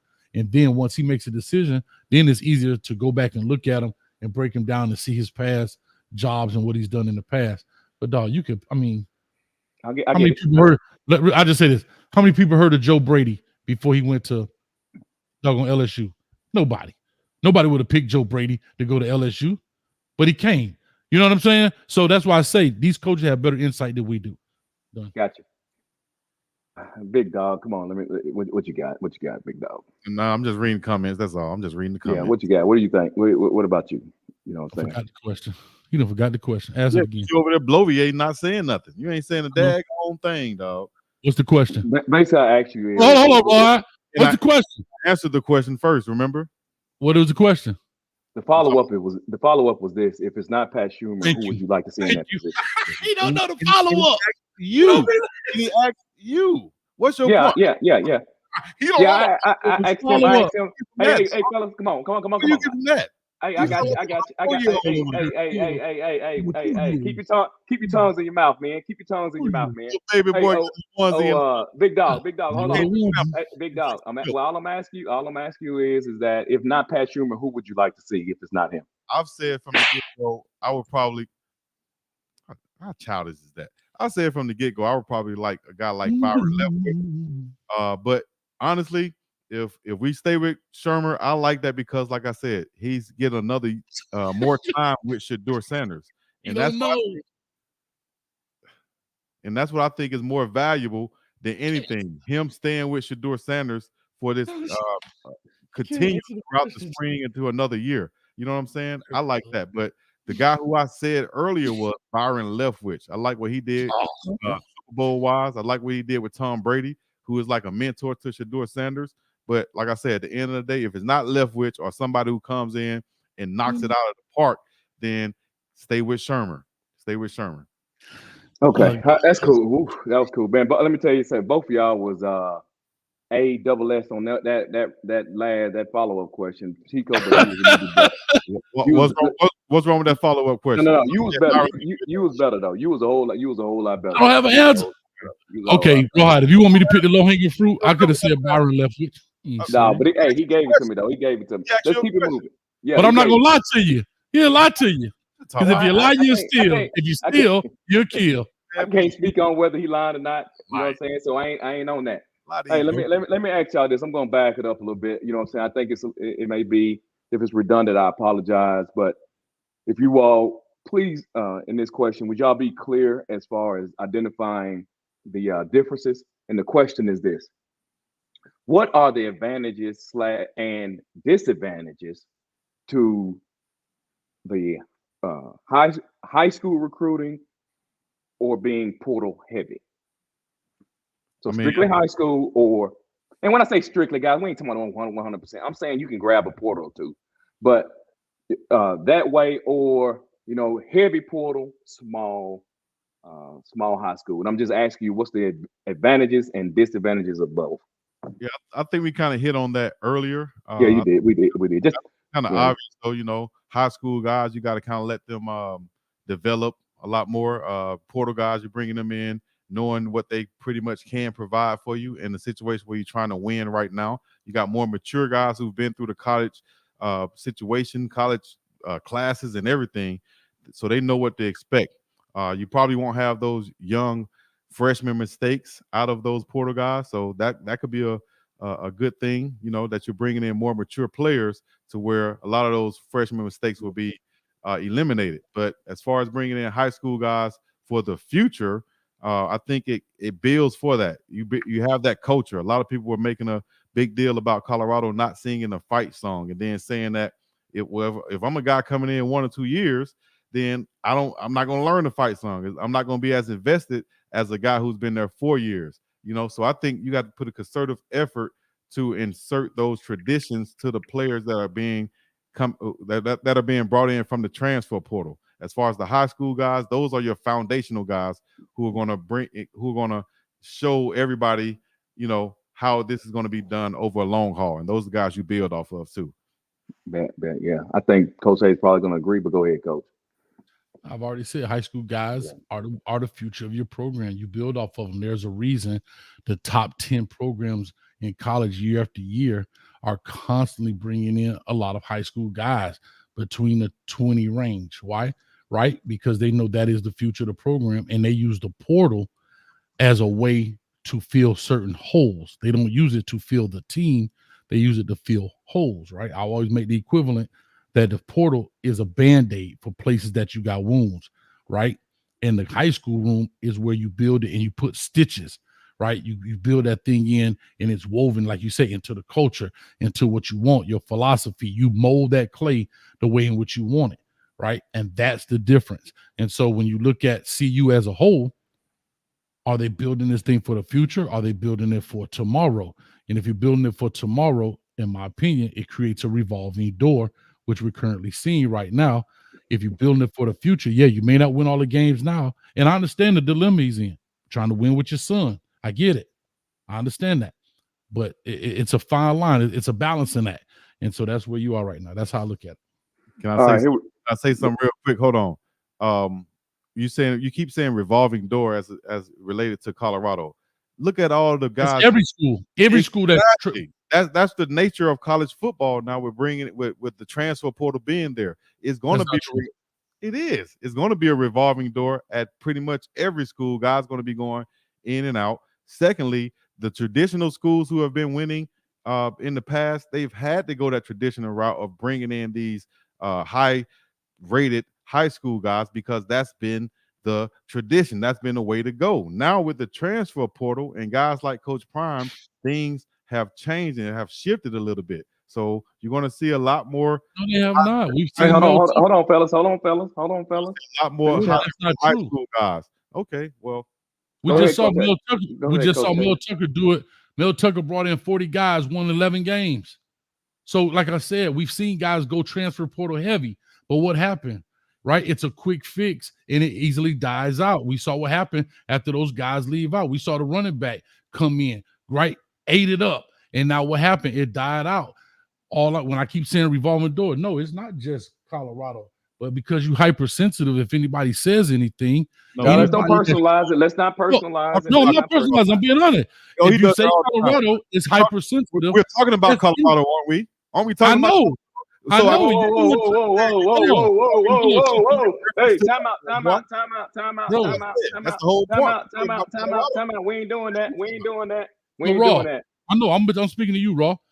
I was speaking to Colorado, and then he said, you always talk about Colorado. I said, but now when I'm saying Colorado, you said revolving door, did you not?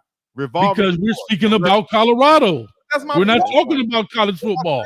Every school has a revolving door. Look at it. So if I say that, you said we talking about Colorado. What do you want me to say? Hey, what guys, do you want me to say? Hey. Okay, so when I finish my point. Whoa. The conversation is about, wait, Big Dog. The conversation is about Colorado. Does whatever he responds whatever he says is about Colorado. Now, other schools maybe do it also, but that ain't got nothing to do with what we're talking about. We're talking about Colorado. Nope. Go ahead.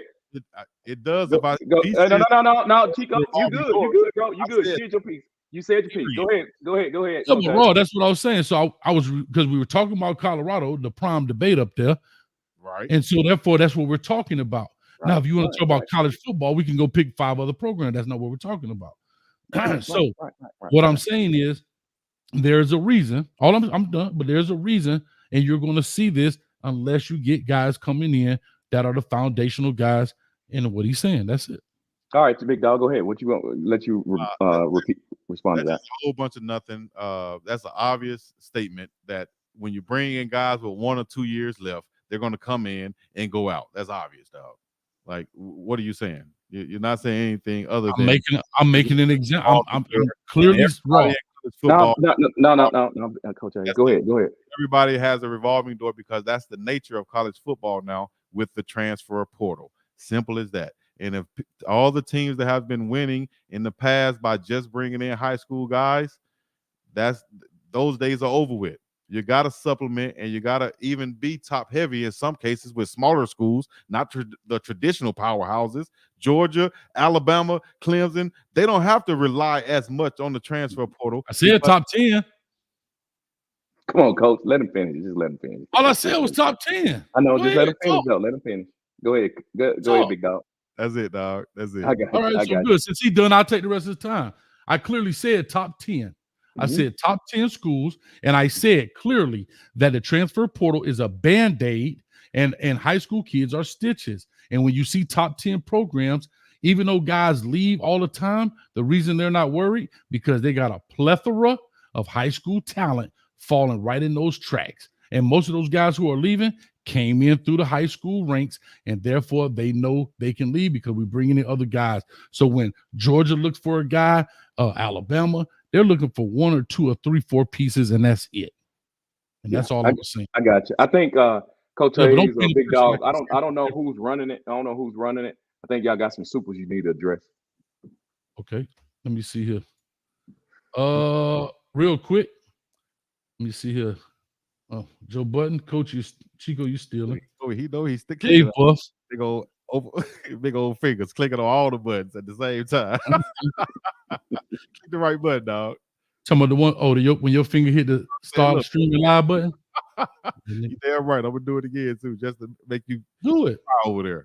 I promise you do. Go ahead, man. You don't forget, bro. Y'all argue about nothing. All you gotta do is press it and read. 333. I'm reading it. You always have big fingers. And you say don't make it personal. Oh, Gigglebox, he always want to make it personal. It ain't me. Bishop Newkirk 555 Rawhide Barbershop rules. The future is now fire smoke. I approve the message. Gumbo is fire. I appreciate you, Bishop. Thank you so much. Is that all? That's all of them? That's all it was. Okay. All right. Hey, let me just say this, man. I don't want to hold y'all too long. You ain't holding me. I'm enjoying it. So whenever he quit, I quit. I love it. We talking ball. I'm loving it. Oh, okay. Only heard one onesie comment all night, so I'm loving it. Okay, guys. I can't say nothing about it, so it really ain't gonna get nothing out of it since you all has kind of touched on it anyway.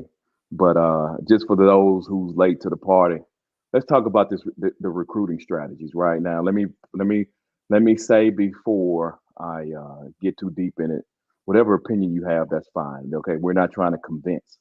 We're trying to open it up so we can enlighten those that's listening to us. So my question to you guys: how valuable is in-home recruiting? Go ahead, Coach Hayes. I talked about this when Tab was on here. I know you probably missed that piece. I'll just say this in quick summary.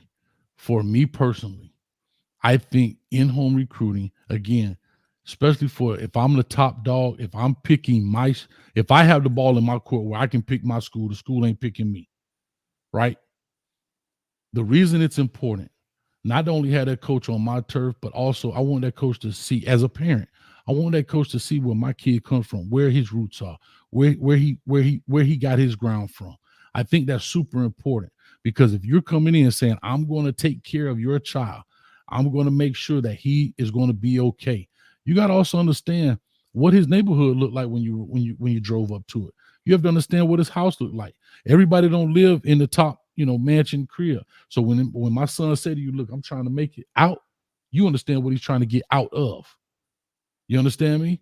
There's a big difference than you assuming what out is. Right? And I tell a very, very quick story. Had Nick Saban himself go into Little Haiti. Nick Saban, as all the recruits he ever had, he went to an in-home visit in Little Haiti. He came back and said, I've never been to a house that was like that. And I'll leave the personal pieces out of it. But guess what? He had a new understanding for that young man. And that's why that's why I think it's important. I've sat in many of those meetings. And so I say all that to say that's why it's important in my eyes. And I'm done with it. Go ahead, Big Dog. Hey, basically, Coach Hayes just said it's important for those coaches like Nick Saban to go on a home visit so they can understand where the kid come from, right? Now, if you come from the hood, then you can go anywhere in the world and you can understand the hood. You don't have to physically go to a hood in Seattle, Washington to understand that it's the hood, or is it any different from the Poker Bean projects in South Florida or GWC projects in Alabama? The hood is the hood, dog. And I don't have to go there physically. I don't have to go there physically. If you don't come from it, yeah, it might be different, but I don't have to go there physically to see the hood and to know what's going on or to see mama struggling to understand it if I come from that, dog. What Coach Prime come from? You think he got to go there and physically see things to understand these kids? No, the next coach might, but not me, dog. And that's the difference. That's the difference in Coach Prime and doing something than okay. You're constantly comparing apples to oranges. You're constantly comparing Coach Prime, a gold jacket wearer, somebody who's done this, been there, been at every position as far as the recruiting process, been the player, the coach, and the parent. Nick Saban can't say that, even though he's won those championships, and I'm not taking that away from Nick Saban, but we're talking about this specific situation in home visits. Yes, Saban might have to go see that, and he'll come out of there saying, oh my God, I've never seen nothing like this before in my life. You think Coach Prime is going to come out there and say that? No. Ain't nothing you probably can show him on the spectrum as far as being ghetto that's going to make him surprised and say anything more of, I got to help this kid. No, dog, I ain't got to go see it. I know where they come from. Real, recognize real. Something that a lot of people would never understand. So again, Rawhide, your question was how important are in-home visits? And I explained to you how important they were to me. Man, I don't care about his, listen, do you think a lot of these people care about his gold jacket? Yeah, we'll get on that later. We'll get on that. People brought it up. You clearly just had a kid. You clearly just had a kid. You clearly just had a kid decommit from the gold jacket wearer and said, guess what? I'm going over here. All right, here we go. It ain't about a gold jacket. We ain't doing that, fellas. We ain't doing that. We're not doing that. We ain't gonna mix it up. But since we want to talk about gold jackets, I'm gonna ask y'all a question here. Hold on, listen to me now. And those out there in the metaverse, listen. Historically speaking, stay with me. Good coaches. Great players don't make good coaches. All right, that's historically speaking. For an example, like a Magic Johnson, and we know that's kind of that. That's the word out there on the street. But we want to talk about Coach Prime and his gold jacket, which signifies he's such a great player. My question to you guys: what makes Coach Prime different? Well, first off, my first question would be, how can a gold jacket be an attribute when historically great players don't make good coaches? Big Dog. I would say give me a list of historically great players that didn't make great coaches on the football side, because a lot of them didn't even attempt to coach. All right. Secondly, a gold jacket signifies just the top of the game. Anytime you're going with someone as a mentor or coach, someone to show you something, you would love for them to have been through that, right? Okay, now you have someone who has been through it and has gotten and have achieved the highest level. If you aspire to do that, not everybody does. Some people just want to go to school for whatever reason, but if you aspire to go to school to use it as a stepping stone to get to the NFL and to hopefully be a Hall of Fame great player, right? Then I'm going to probably favor going towards the guy that has been there before. Now, there have been some coaches that have more of a track record to get you to the league. You know, they pump out guys like this as a factory, but personal reasons, business reasons, spiritual, football wise, this guy has everything I'm looking for if that's what I want to go. If I want to be a great player, if I want to be a great person in life, if I want to have a great role model, great relationships, great mentor, then that's where I'm going. And that's why I feel like that gold jacket is significant only to those guys who value those things. Just like we were talking earlier, some people don't value the college education, so they'll automatically leave school for the money. Some people value the college education and realize how that education can help them make more money. It's just how you look at things, perspective, way of how you look at things. Some people think and look at things in boss. Some people look at things in worker terms. Simple as that. That's me. The gold jacket is huge. Coach Hayes. Yeah, and again, right, it's how you look at it. So therefore, it becomes your opinion. And if your opinion doesn't go with the status quo, then you're a hater. All I'm saying is there are some kids who don't value that gold jacket. I'm not diminishing Coach Prime's role in the gold jacket. I'm saying that to some kids, that is not their end all be all, right? To some of these kids, they have not seen Coach Prime even play. We've talked about this. I bring up Miami, for example. As me and the rest of these people, we know Miami in the heyday. These kids that's being recruited to Miami now never saw them win. So I'm saying to say, because, you were a gold jacket, because this team used to be great, that doesn't move everybody. I've actually had players that, guess what? No coaches land a helicopter on their school grounds. Some kids lose their mind. Some kids say, like CJ Baxter, that's at Texas, say, Coach, that's not important to me. So everybody has what moves them differently. And we keep harping on the gold jacket, which is great. And that may move some kids. But we also have to say in the same breath, it doesn't move some kids. Right? And that's all. Because I say left, they think I don't like right. I'm not saying that gold jackets doesn't matter, but it also doesn't matter to everybody because you have a gold jacket. Because if that's the case, you would have been flying to Tennessee State. All right. People have been rocking to Tennessee State with Eddie George. He wear a gold jacket. I'm just saying gold jackets have value. Don't get me wrong. But it doesn't mean everything to everybody. That's all. That's all I've been trying to say for the longest. Gotcha. Okay. Let me respond to you asked me. Important to some people, the ones who want to be great. Did I not say that? Okay. All right, here we go. Chico asked me a question, and those of you who are listening. There are 1, 2, 3, 4, 5, 6, 7, 8, 9, 10, 11, 12, 13 Hall of Famers that attempted to coach in football. They failed as a coach. There is 1, 2, right? And Eddie George not in the Pro Football I'm not even counting, bro. And there are 2 coaches, right, that appeared in a championship that was a Hall of Famer. There's 2 that won a championship, and the other ones that didn't officially hold coaching titles, it was 4 of them, and they were dookie trash also. So there was only, well, I guess 3 of them appeared and did have playoff appearances. So if you want to call that as a success, you can, but their records were bad overall. But so the majority of the ones that was in the Hall of Fame was terrible. Now let's keep it moving. Oh, well, you asked, so since you asked, I had to get to. I disagree with some of those things as far as being terrible. Would you say Mike Singletary was a terrible coach? Well, he was one of the success. Oh, okay. And how many success did you say? As I was reading some of those comments, I missed that. How many success did you say on your stats one time? Well, if you want to count going to playoffs, even though the overall record was bad, we can give those being success. So that would be 1.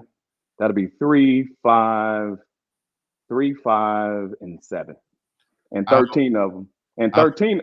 And 13 of them was dookie trash. Now, what's your criteria for being great players? A Hall of Famer. These are Hall of Famers. Oh, these are Hall of Fame guys who came back to coach. All right, great deal. All right, let's keep it moving, bro. It ain't that serious.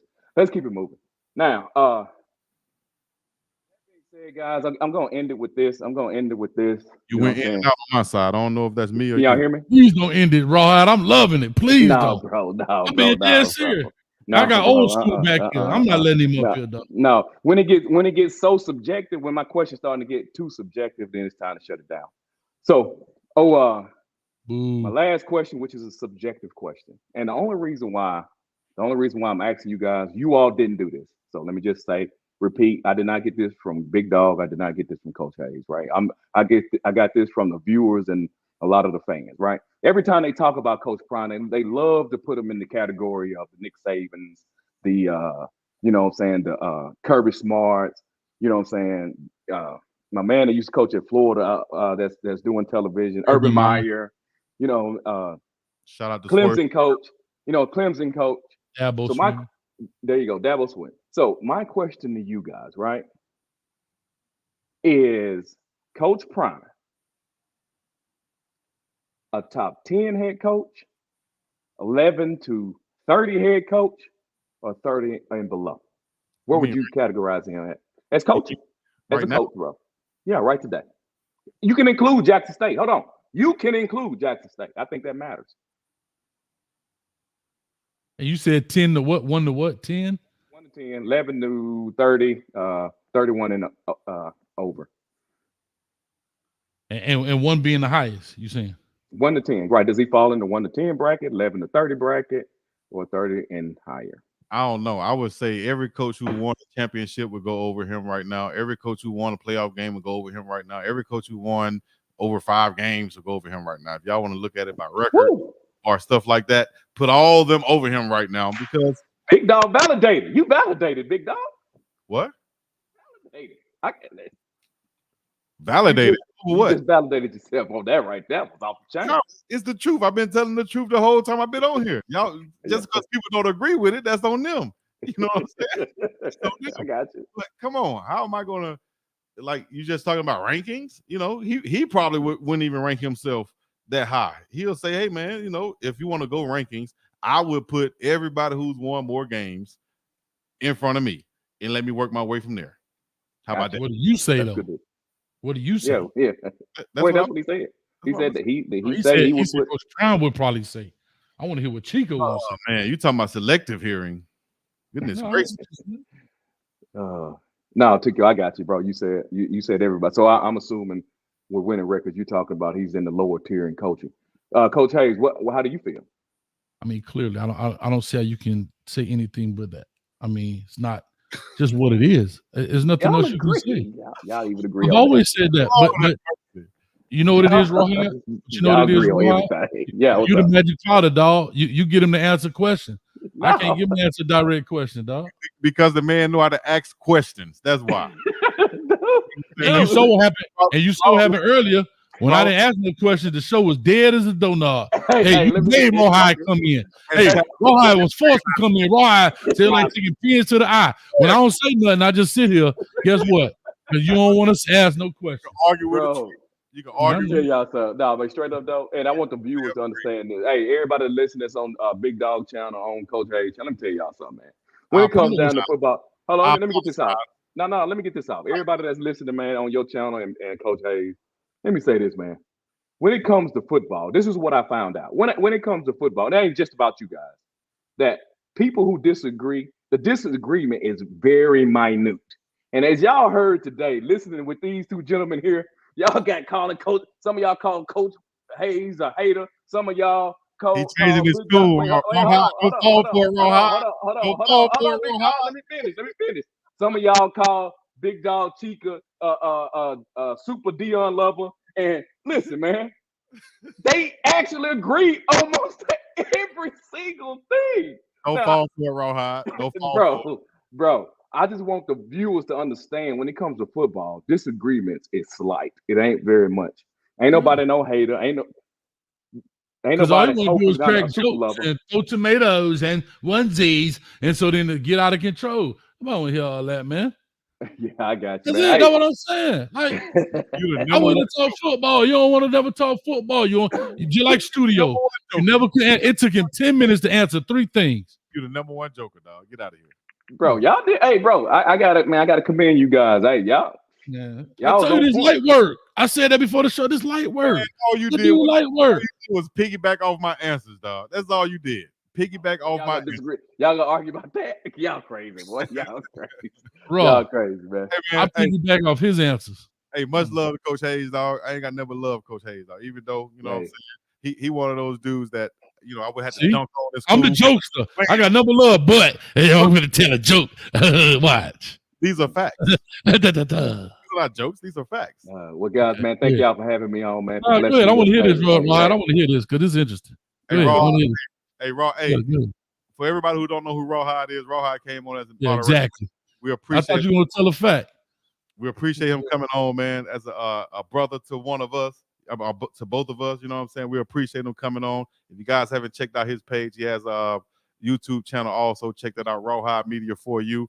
This is all about elevation. You know what I'm saying? You don't have to unsubscribe for myself or Coach Hayes to subscribe to his page. You can do that very easily and support this brother right here doing this thing in a major way independently on this platform that YouTube has provided for us all. You know what I mean? So good job, Raw. I appreciate it. Hey, if you don't mind, let me just say one little thing. Those of you who listen to me, because I read in the chat, it was like, man, Raw, why you don't do it like this on your channel? On my channel, it's raw and uncut, bro. It's just people, you know what I'm saying? You just be yourself. We ain't trying to put no slippers on. We ain't trying to be all cute.